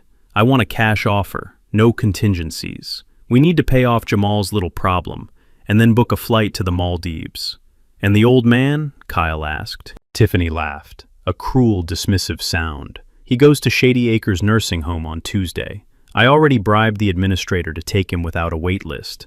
It is a dump, but who cares? He won't know the difference. He thinks he is waiting for pudding." I paused on the trellis. My knuckles turned white, gripping the iron. Shady Acres, the state-run facility that had been investigated 3 times for patient neglect. That was where she planned to discard me. "I will see you in hell first, Tiffany," I thought. I reached the bottom. I dropped the last 2 feet, landing softly in the mulch of the flower bed. I crouched low, hidden by the bushes. I was 10 feet away from them. I could see the sweat on Jamal's forehead. I could see the greed in Tiffany's eyes. I waited for the laughter to swell again, and then I moved. I stayed in the shadows of the hedges, moving along the perimeter of the property. I did not run. Running attracts attention. I moved with purposeful stealth, a ghost leaving the graveyard. I reached the side gate. It was locked. I reached over and flipped the latch. I slipped out onto the street. The silence of the neighborhood was jarring after the noise of the party. The crickets were chirping. The street lights cast long orange pools on the asphalt. I straightened my shirt. I smoothed my hair. I was no longer the confused old man. I was Desmond King, and I was on a mission. I walked down the street, away from my house, away from the life I had built. I walked toward the corner where a large black SUV was parked under the canopy of a weeping willow. The engine was idling quietly. The windows were tinted dark. As I approached, the rear window rolled down. A face appeared. It was a face lined with age and wisdom, wreathed in cigar smoke. Saul Cohen. He looked at me. He looked at my grease-stained clothes, my wild hair, my dusty shoes. "You look like hell, Desmond," he grunted. "I feel like it," I replied, leaning against the car door. "But I am standing." Saul nodded. He unlocked the door. "Get in. The cavalry is here." I slid into the back seat. The air conditioning was cold and crisp. Sitting next to Saul was a man in a windbreaker with the letters FBI stenciled on the back in yellow. "Desmond, this is Agent Miller," Saul said. "No relation to the fake doctor, I assume." Agent Miller extended a hand. "Mr. King, we have been monitoring the feed from your lawyer's cloud server. We have the video of the forgery. We have the audio of the conspiracy. And thanks to the USB drive you uploaded, we have the trail of the money laundering operation. Is it enough? I asked. My voice sounded hoarse. Agent Miller smiled grimly. It is more than enough. We have them on RICO charges, elder abuse, fraud, identity theft, and for your son, money laundering for a cartel. We are talking 20 years minimum. 20 years. I looked out the window back toward my house. I could see the glow of the party lights over the fence. I could hear the faint thump of the music. They were celebrating. They were toasting to their future. They had no idea that their future had just been canceled. Are you ready, Mr. King? Agent Miller asked.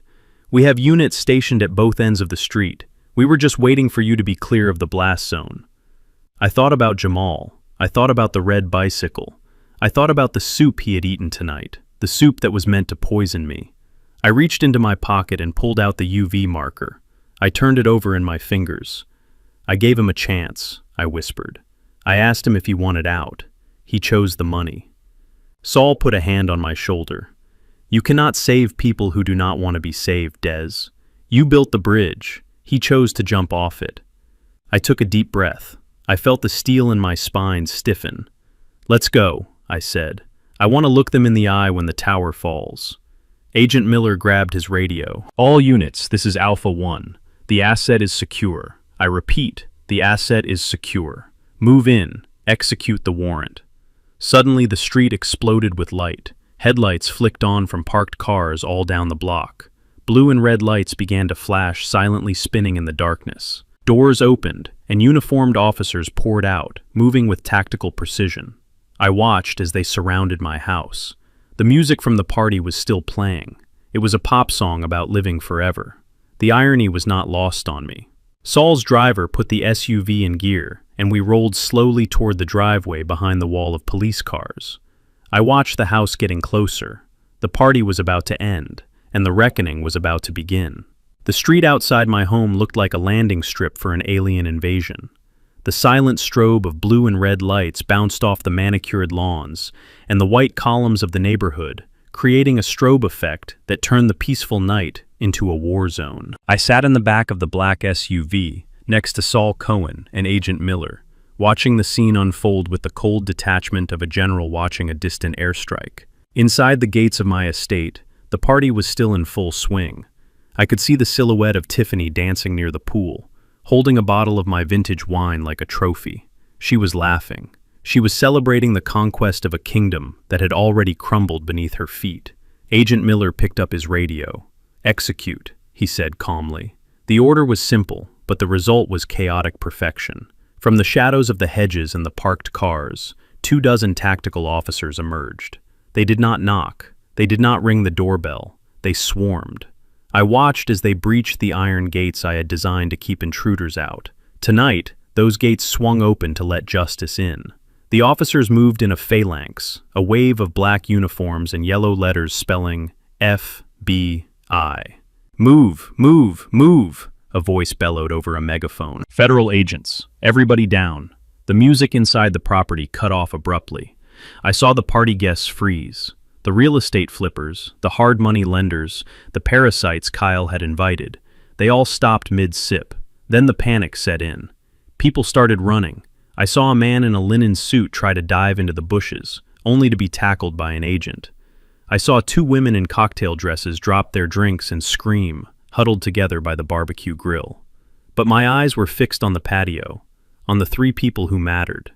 Tiffany dropped the wine bottle. It shattered on the pavers, a dark red stain spreading across the limestone like blood. She did not run. She stood there, paralyzed by confusion and outrage. Jamal was standing next to her. He looked terrified. He raised his hands in the air, immediately, a reflex born of guilt and fear. And Kyle, the slippery broker.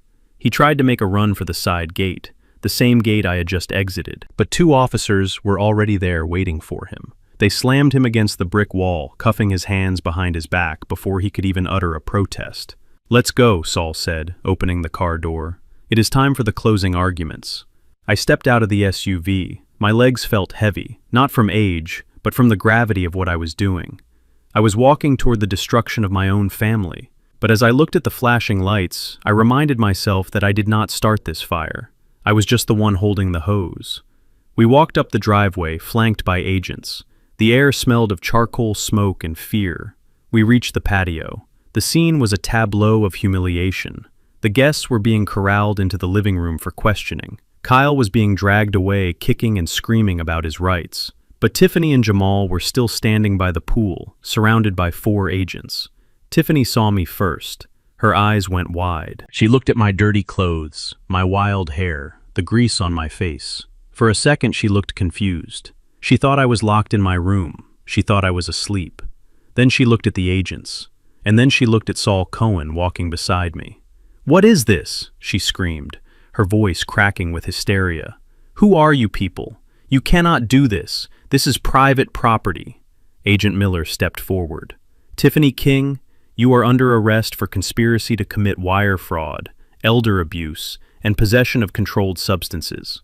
Jamal King, you are under arrest for money laundering, racketeering, and grand larceny." "Money laundering?" Jamal squeaked. His face was the color of ash. Tiffany stepped in front of him, shielding him, not out of love, but out of a desperate need to maintain control. "You have made a mistake," she yelled, pointing a manicured finger at the agent. "This is my house. I am the legal guardian of this estate. I have the papers." She frantically gestured to the house. "The papers are on the dining room table," she shrieked. "A court order. I have power of attorney. That man standing there is mentally incompetent. He has dementia. He does not know what is going on. Anything he told you is a lie." She turned to me, her eyes blazing with hatred. "Tell them, Desmond," she hissed. "Tell them about the foreman. Tell them about the spiders. Act crazy, old man, or so help me God." I looked at her. I did not twitch. I did not shake. I did not mumble about pudding. I reached into my pocket and pulled out a handkerchief. I wiped the grease from my forehead. I smoothed my hair back. I buttoned my shirt. The transformation was subtle but immediate. The senile invalid vanished. The structural engineer stood tall. "I am not acting anymore, Tiffany," I said. My voice was low, steady, and cold as steel. "And there are no spiders, just snakes." Tiffany gasped. She took a step back as if I had slapped her. "You," she stammered, "you were faking."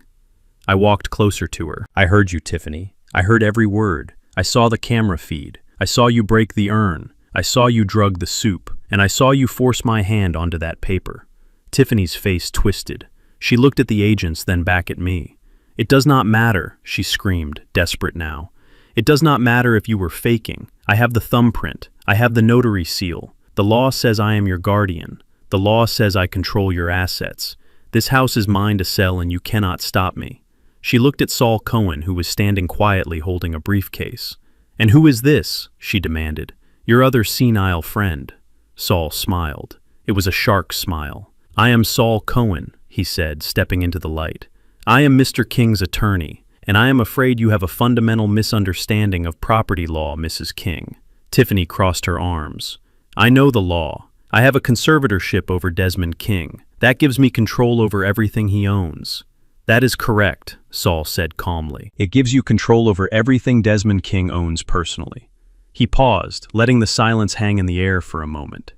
"But Desmond King does not own this house." Tiffany blinked. "What?" Saul opened his briefcase and pulled out a thick document bound in blue leather. "Desmond King does not own the cars. He does not own the stock portfolio. He does not own the land deeds you were trying to sell." "Then who does?" Tiffany screamed. "He is the only name on the mailbox." Saul held up the document. "The Ruby King Irrevocable Trust," he announced. "Established 5 years ago upon the death of Mrs. Ruby King. All assets were transferred into the trust to be managed for the benefit of future generations. Desmond King is merely the trustee with a life estate interest. He has the right to live here. He does not have the right to sell. And neither does his guardian." Tiffany froze. Her mouth opened, but no sound came out. Saul continued driving the final nail into the coffin. "And the trust has a very specific clause, the bridge clause protocol. In the event that a beneficiary such as your husband Jamal attempts to harm the trustee or commits a felony involving the estate, the trust is automatically locked. All assets are frozen. All access is revoked, and the beneficiary is disinherited." "Disinherited?" Jamal whispered. He looked at me. "Dad, the money, the 500 grand. "It is gone, son," I said. "It is all gone. The trust is locked. You cannot sell the house. You cannot sell the watches. You cannot even sell the spoons. You are broke."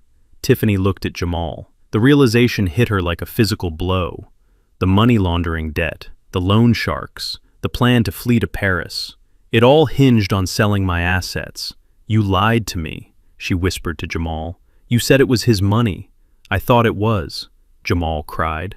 Agent Miller stepped in. "That is enough. Cuff them." The agents moved in. They grabbed Tiffany's arms, pulling them behind her back. "No," she screamed, kicking and thrashing. "Get off me. I am Tiffany King. I am a victim here. He tricked me. The old man tricked me." They snapped the handcuffs on her wrists. The sound was a sharp metallic click that signaled the end of her reign. Jamal did not fight. He let them cuff him. He hung his head, looking at the ground. Agent Miller looked at me. "We also found the laptop, Mr. King. The one with the ledgers. Your son was washing money for the cartel. That is a federal crime. He is looking at 20 years. I looked at Jamal. My son. The boy in the red bicycle helmet. He looked up at me, his eyes filled with tears. "Pop, help me," he begged. "Please. Tell them it was a mistake. Tell them I did not know." I looked at him. I felt a crack in my heart, a fissure that would never heal. But I remembered the USB drive. I remembered the choice he made when he thought I was helpless. I walked up to him. I stood inches from his face. "I offered you a hand, Jamal," I said softly. "This morning at the table, I asked you if you were in trouble. I asked you to be honest. I was scared." Pop Jamal sobbed. Tiffany said, "I cut him off. You are a grown man, Jamal. You do not get to blame the woman you married for the crimes you committed. You chose the shortcut. You chose the easy money. And you chose to betray the man who taught you how to walk." I stepped back. "I cannot help you, son. The bridge has collapsed. You have to swim on your own now." "Take them away," Agent Miller ordered. The agents began to march them toward the patrol cars. Tiffany was still screaming, cursing my name, cursing Jamal, cursing the world. Jamal was weeping silently, his shoulders shaking. I watched them go. I watched them being shoved into the back of separate cars. The doors slammed shut. The flashing lights painted their faces in blue and red. Saul stood beside me. "Are you okay, Des?" he asked. I took a deep breath, inhaling the night air. It was still humid, but the smell of Tiffany's perfume was fading, replaced by the clean scent of rain coming in the distance. "I am standing, Saul," I said. "I am standing." The police cars began to pull away one by one, forming a convoy of justice leaving my driveway. I looked back at the house. The front door was open. The lights were on. The party was over. The house was empty. It was just a building now. Bricks and mortar. The family that lived inside it was gone. But as I looked at the trellis I had climbed down, the iron bars that had held my weight, I realized something. I was still here. The foundation was still here. I turned to Saul. "Do you think the police will mind if I go inside and finish that bottle of Chateau Margaux?" I asked. Saul chuckled, handing me a cigar from his pocket. "I think you earned it, Des. I think you earned the whole bottle." We walked back toward the house. The war was over. The silence returned. And for the first time in a long time, the house felt safe. It felt like mine again.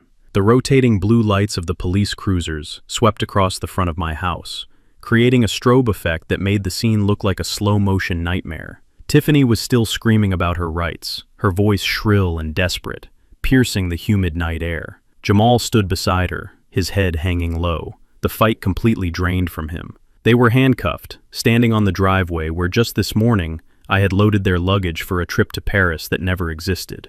I stood next to Saul Cohen, my old friend and lawyer, watching them unravel. Saul held a thick blue leather binder in his hands. It looked like an ordinary folder, but inside it contained the ghost of my wife, Ruby, and the ironclad will she had left behind. Tiffany saw us standing there. She stopped screaming at the officer and turned her venom toward me. "You cannot do this," she hissed, struggling against the plastic zip ties cutting into her wrists. "I have the papers. I have the court order. I am the legal guardian of this estate. This is kidnapping. This is false arrest." Agent Miller stepped forward, his face impassive. He looked at Tiffany with the boredom of a man who had heard every excuse in the book. "Mrs. King," he said calmly, "we are not arresting you for guardianship. We are arresting you for federal wire fraud and attempted grand larceny of a charitable trust." Tiffany froze. "A charitable trust," she repeated, blinking rapidly. "What are you talking about?" Saul stepped into the light. He adjusted his glasses and opened the blue binder.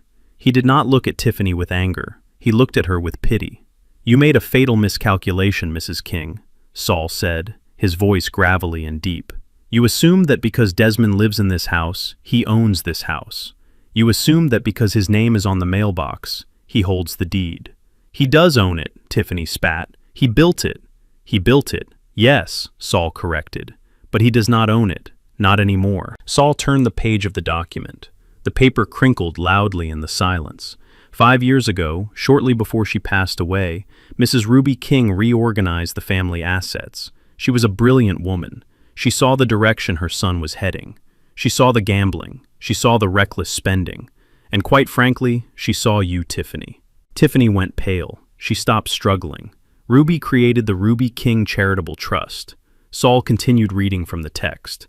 Upon her death, every single asset, including this house, the land downtown, the stock portfolio, and the vintage car collection, was transferred into the trust. The beneficiary of the trust is not Jamal. It is the Atlanta Children's Hospital and the Engineering Scholarship Fund for Underprivileged Youth. I watched Jamal's head snap up. His eyes were wide with shock. "Mom did what?" he whispered.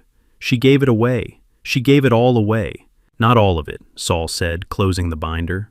"She left a life estate clause for your father. Desmond has the right to live in this property and use the assets for his maintenance until his death.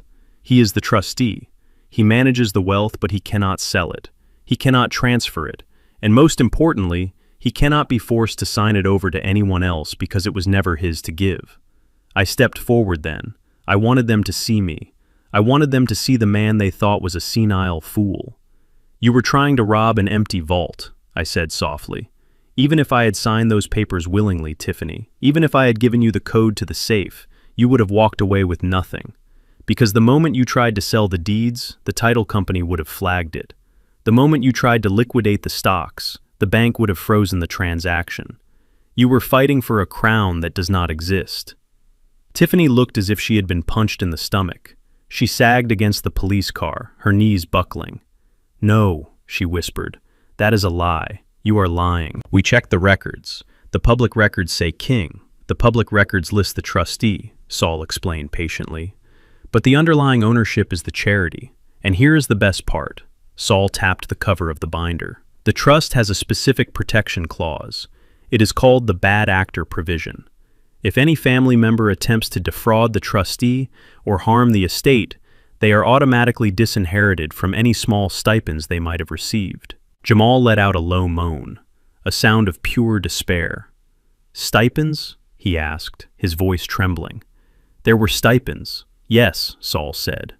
"The trust was set up to pay you $5,000 a month for life, starting next year, when you turned 33, provided you stayed clean, provided you stayed out of trouble. Your mother wanted to ensure you always had a safety net, Jamal. She loved you. She wanted to protect you from poverty." I saw the realization hit Jamal. He had traded a guaranteed lifetime income for a gamble that had just destroyed his life. He had traded his mother's love for a quick payout to a loan shark. $5,000 a month. Jamal cried, tears streaming down his face. I threw it away. I threw it all away. Tiffany, however, was not thinking about the lost money. She was thinking about the handcuffs. Her mind was still racing, trying to find a loophole, trying to find an escape. "Okay," she said, breathing hard. "Okay, so we cannot sell the house. Fine. We made a mistake. It is a civil matter. It is a misunderstanding. You cannot arrest us for a misunderstanding. Uncuff me, and we will leave. We will walk away right now. We will go to Paris, and you will never see us again."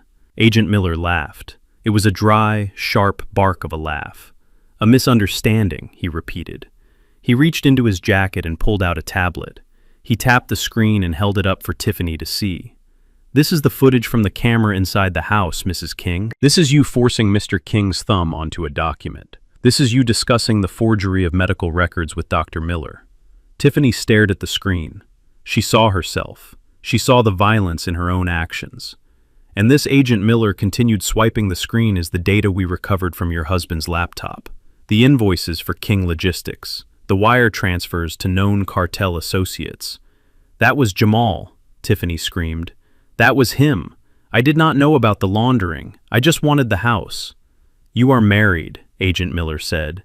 You are partners in the LLC. Your signature is on the bank accounts. You are not just a wife, Mrs. King. You are a co-conspirator. Tiffany looked at Jamal.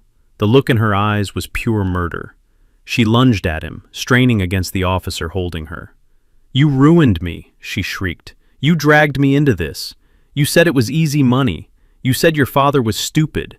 You said nobody would catch us. Jamal did not fight back. He just stood there, crying silently, letting her scream. That is enough, Agent Miller ordered. Put them in the car. The officers grabbed them. They began to shove them into the back of the cruisers. Wait, Jamal shouted. He planted his feet, trying to stop. Wait, Dad. I stood there, my hands in my pockets. The adrenaline was fading, leaving me feeling old and tired. Dad, please, Jamal begged. His face pressed against the glass of the window as they pushed him in. I am sorry. I did not know. Mom really did that. She really gave it to charity. I walked up to the car. The window was down just a crack. She did it to save you, Jamal, I said, my voice thick with emotion. She knew that if you had access to millions, you would kill yourself or end up in prison. She tried to force you to work. She tried to force you to be a man. I paused, looking at his tear-stained face. The face that used to look up at me with hero worship when I came home from the construction site. She failed, I whispered. And so did I. But Dad, Jamal cried. What happens to me now? The loan sharks. If I go to prison, they will find me. They will kill me inside. I looked at Agent Miller. He will be in federal protective custody, Agent Miller said. He is a witness against the cartel now. He will be safe from the loan sharks. But he will be in a cell for a very long time. I nodded. You are safe now, son, I said, turning away. You are in the safest place you could possibly be. A place where you cannot hurt anyone, and nobody can hurt you, just like a child in a crib. Desmond. Tiffany screamed from the other car. Desmond, you have to help us. We are family. You cannot let them take us. I looked at the house. My house. The house Ruby and I built. It stood tall and proud against the night sky. The foundation was solid. The roof was sound. It had survived the storm. I looked back at Tiffany. Family, I repeated. I reached into my pocket and pulled out the cheap plastic green soldier I had picked up from the floor earlier, the one Jamal had discarded. This is family, I said, holding up the toy. This is memory. This is loyalty. You two are just strangers who broke into my home. I signaled to the officers. Take them. The doors slammed shut. The engines revved. The convoy began to move. I watched the red taillights fade down the street. I watched my son disappear into the system. I felt a hand on my shoulder. It was Saul. You did the right thing, Des, he said softly. I know, I said, but knowing it did not make it hurt any less. I looked at the blue binder in Saul's hand. The trust, the charity, Ruby's legacy. She was smarter than both of us, Saul, I said. She knew this day would come. Saul nodded. She was a hell of a woman, Desmond. I turned back to the house. Rosa was standing in the doorway. She had cleaned up the broken wine bottle. She had turned on the porch light. Come on, Saul, I said. I think there is still half a bottle of Margot left in the cellar, and I think I have a lot of paperwork to do for the children's hospital. We walked up the steps. The nightmare was over. The house was quiet, and for the first time in years, I felt like the owner again, not of the money, but of my own life. The humidity of the Georgia night felt heavy on my skin, but it was nothing compared to the weight in my chest as I watched the empire of lies crumble on my driveway. The flashing blue and red lights from the police cruisers cut through the darkness, creating a strobe effect that turned the faces of my family into grotesque masks of fear and desperation. The party music had long since died, replacing the thumping bass with the crackle of police radios and the metallic jingle of handcuffs. I stood on the porch steps next to Saul Cohen. I felt old, not the fake senile old that I had portrayed for the last 24 hours, but a deep, ancient weariness that settled into my bones. A father is supposed to protect his children from the world. But what does a father do when the world needs to be protected from his children? Jamal was being led toward the patrol car by 2 federal agents. He was walking with his head down, his shoulders hunched, as if he were trying to shrink inside his own body. He looked small. He looked like the boy who used to hide in the closet during thunderstorms, waiting for me to come and tell him the thunder could not hurt him. But this was a storm I could not stop. This was a hurricane of his own making. As they reached the car, Jamal looked up. He saw me standing there. He stopped. He planted his feet on the asphalt, refusing to move. "Dad!" he screamed. The word ripped out of his throat, raw and terrified. "Dad, please!" The agents tugged at his arms, but he fought them, not with strength, but with the frantic energy of a drowning man reaching for a lifeline. "Dad, tell them," he cried, tears streaming down his face, mixing with the sweat of his panic. "Tell them I did not know. Tell them it was all Tiffany. She made me do it, Dad. She said it was the only way." I walked down the steps. Saul tried to grab my arm to stop me, but I shook him off. I needed to do this. I needed to look him in the eye one last time. I walked until I was just a few feet away from him. The agents paused, sensing the gravity of the moment.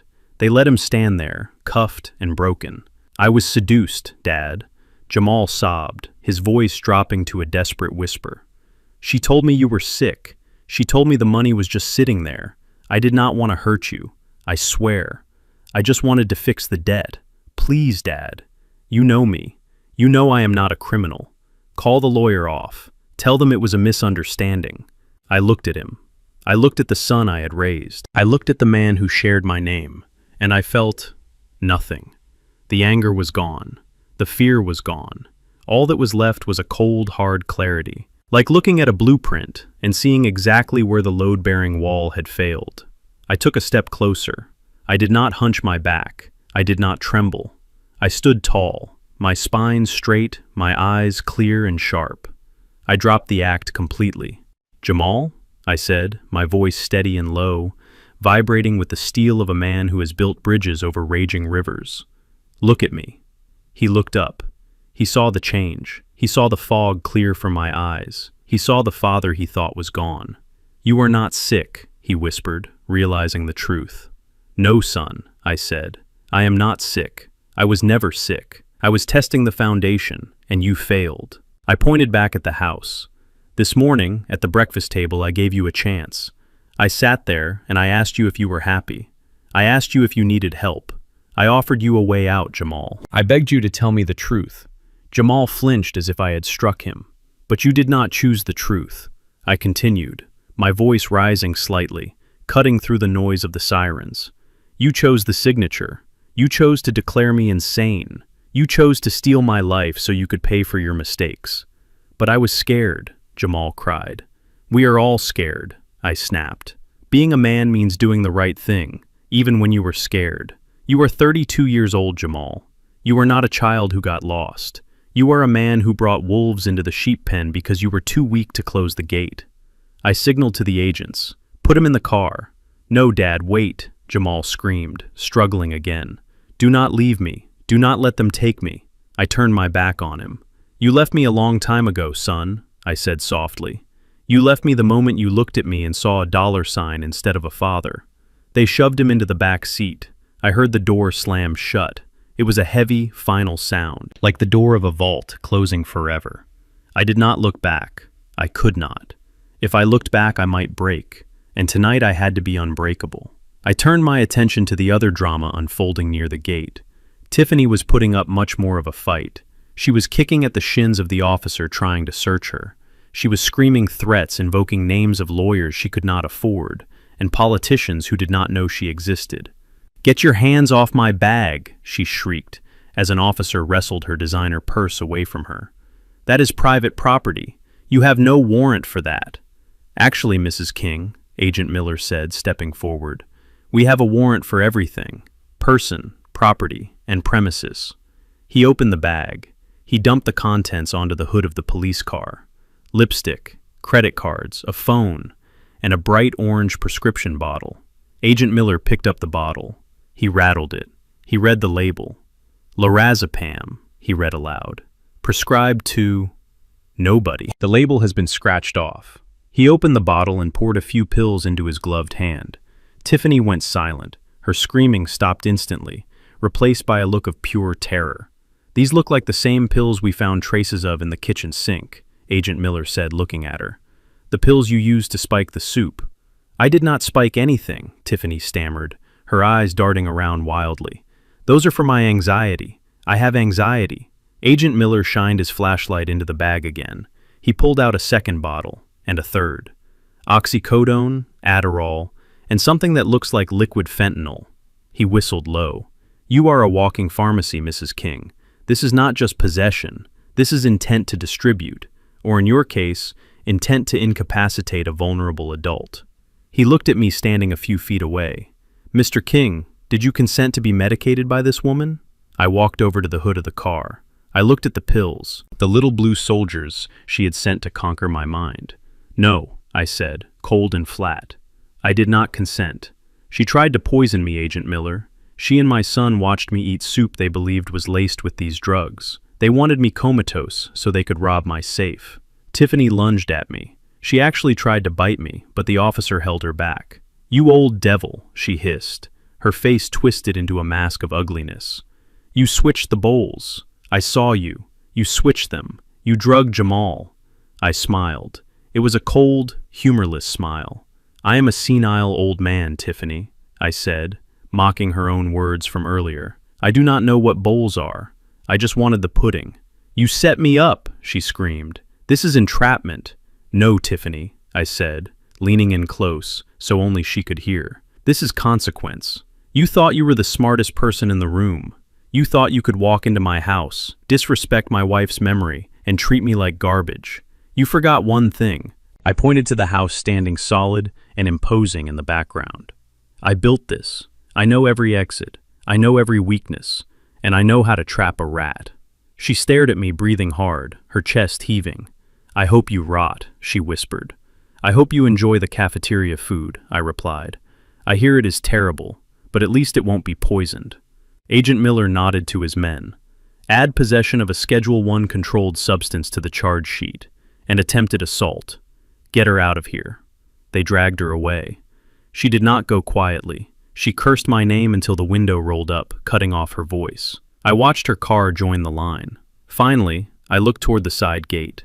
Kyle, the broker, was already in the back of a squad car. He was not screaming. He was not crying. He was staring straight ahead, his face pale. He knew the game was over. He knew that the people Jamal owed money to the cartel were going to be very unhappy that their laundry machine had been broken. He was safer in prison than he was on the street. Saul Cohen walked up to me, handing me a cigar. He didn't light it. He just handed it to me as a prop, something to hold on to. "It is done, Des," he said. "The trust is locked. The assets are safe. The bad actors are removed." I looked at the convoy of police cars as they began to roll down the driveway one by one. The red taillights looked like a funeral procession, and in a way, it was. It was the funeral of my family. I looked at the empty driveway. The silence rushed back in, filling the space where the sirens had been. "I am the only one left, Saul," I said, my voice quiet. "I won.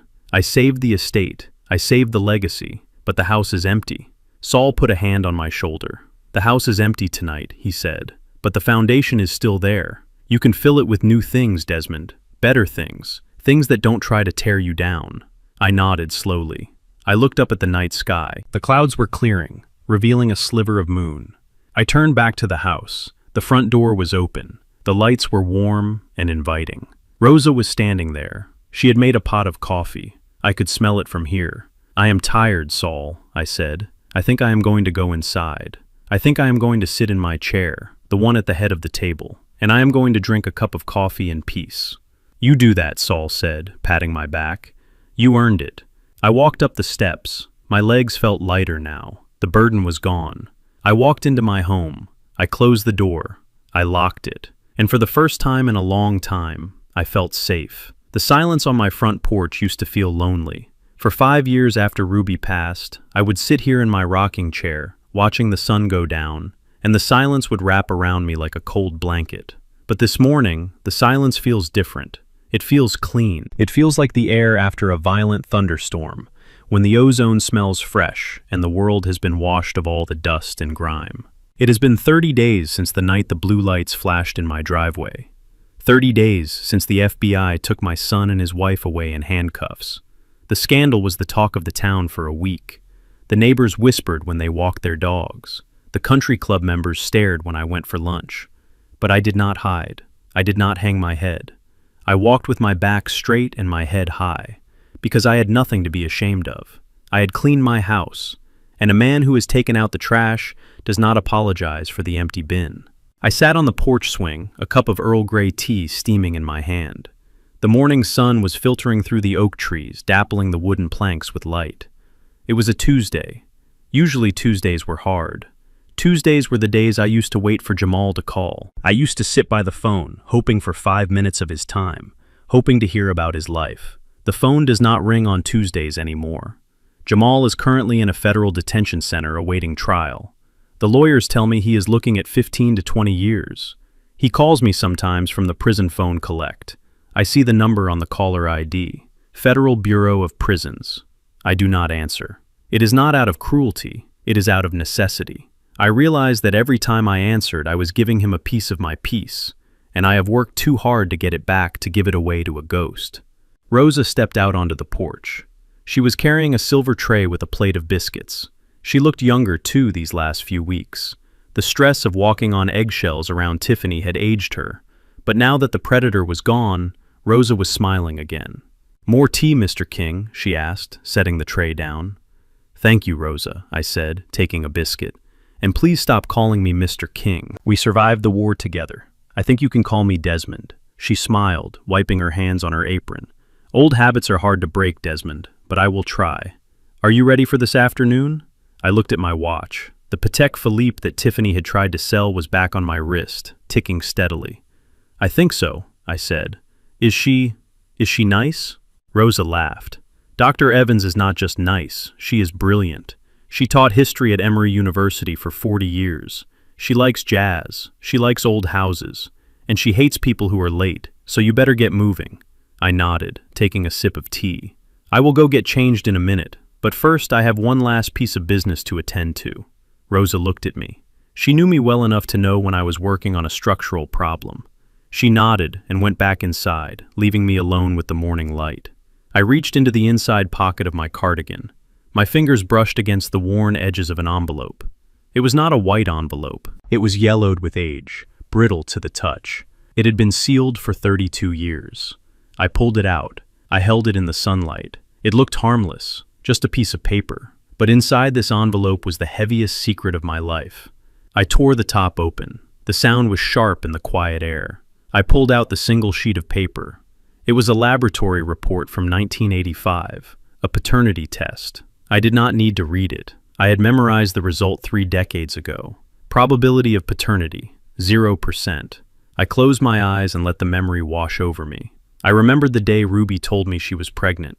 We had been trying for years with no luck. The doctors said it was unlikely. And then suddenly, a miracle, or so I thought. But I knew the dates. I knew that during the month of conception, I had been in Saudi Arabia overseeing a bridge project. I knew it was impossible. But I also knew that Ruby had been lonely. I knew she had a brief moment of weakness with an old flame while I was gone. I could have left her.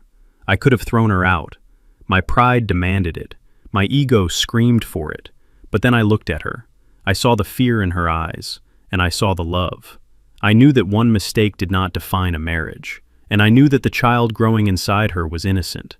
So I made a choice, the hardest choice of my life. I burned the first copy of the test. I never told her I knew. I held her hand in the delivery room. I cut the cord. I named him Jamal. I gave him my name. I gave him my history. I gave him my heart. I raised him as my own flesh and blood. I stayed up with him when he had fevers. I taught him to throw a baseball. I paid for his college. I built a legacy for him. And I never once treated him differently. I never once let him feel that he was anything less than my son. I looked at the paper in my hand. Jamal had betrayed me. He had drugged me. He had tried to steal everything I owned. And his justification, his twisted logic, was that he deserved it, that it was his birthright, that because his blood ran through my veins, he was entitled to my sweat. I chuckled softly, a dry, humorless sound. "Oh, son," I whispered to the paper, "if only you knew. You betrayed the only man on earth who loved you, not because he had to, but because he chose to. You betrayed the man who saved you from being a mistake and turned you into a miracle." I pulled a silver lighter from my pocket. It was the lighter I used to light my cigars on the job site. I flicked the wheel. The flame danced in the gentle breeze. I held the corner of the paper to the fire. I watched the edge turn brown, then black. The fire caught. It ate the words. It ate the statistics. It ate the science that proved Jamal was a stranger. I dropped the burning paper into the empty saucer on the tray. I watched it curl and twist. I watched the name Jamal King turn into ash. This was my final act of fatherhood. I would keep his secret. I would not use this to hurt him. I would not go to the prison and wave this in his face to show him he was a fraud. That would be petty. That would be beneath me. Let him believe he is my son. Let him believe he betrayed his own blood. That guilt is his punishment. My silence is my victory. I watched the last ember die out. A small pile of gray ash was all that remained of the lie I had lived for 32 years. The wind picked up and blew the ash away, scattering it into the garden, where the hydrangeas were blooming blue and vibrant. It was done. The debt was paid. The contract was fulfilled. I stood up. My knees felt strong. My back felt straight. I walked back into the house. The air inside was cool and smelled of lemon polish. The ghost of the party, the ghost of the betrayal, it was all gone. I went to my room and opened the closet. I pushed aside the gray cardigans and the comfortable slacks. I reached for the suit bag in the back. I pulled out a cream-colored linen suit. I had bought it 5 years ago for a cruise Ruby and I never got to take. It still had the tags on it. I put it on. It fit perfectly. I looked in the mirror. The man staring back at me did not look 73. He looked distinguished. He looked wise. He looked like a man who had walked through the fire and come out made of gold. I put on my favorite pair of aviator sunglasses. "You still got it, Desmond," I said to the mirror. "You still got it." I walked downstairs. Rosa was waiting by the door, holding my car keys. Her eyes widened when she saw me. "Well, look at you," she said, smiling. "Dr. Evans is not going to know what hit her." I took the keys. "Thank you, Rosa, for everything. Go," she said, shooing me out the door. "Do not be late, and do not talk about structural engineering all night. Ask her about history." I stepped out onto the driveway. My vintage Cadillac was parked there, shining in the sun. I had spent the last week restoring it, buffing out the scratches, fixing the engine. It purred like a kitten when I turned the key. I rolled down the windows. I backed out of the driveway. I looked at the house one last time. It was a beautiful house. It was a strong house. It would stand for another 100 years. But it was just a house. My life was out here on the road. I shifted into drive. I turned on the radio. A jazz trumpet blasted through the speakers, bright and hopeful. I tapped the steering wheel in time with the music. I was 73 years old. I had lost a wife. I had lost a son. I had almost lost my mind. But as I drove down the tree-lined street, feeling the wind on my face, I realized something. I was free, and the road ahead was wide open. I pressed the gas pedal and drove toward the city, toward the coffee shop, toward Dr. Evans, toward the rest of my life. The rearview mirror showed the empty street behind me. I didn't adjust it. I didn't look back. I just drove. We spend our lives building castles for our children, hoping they will inherit our strength, not just our stones. But I learned the hard way. You cannot build a legacy for someone who hasn't built their own character. Loyalty isn't in the DNA. It's in the daily choices we make. Sometimes, cutting the branch is the only way to save the tree. I didn't lose a son that day. I lost an illusion, and in return, I regained the most precious asset of all, my dignity. Protect your peace, even if it means waging war against those you love. If you enjoyed this story and believe that dignity is worth fighting for, please hit the like button and subscribe to the channel. I have many more stories of justice and resilience to share with you. And tell me in the comments, do you think I should have told Jamal the truth about the DNA test, or was silence the better punishment? I read every single comment. See you in the next video.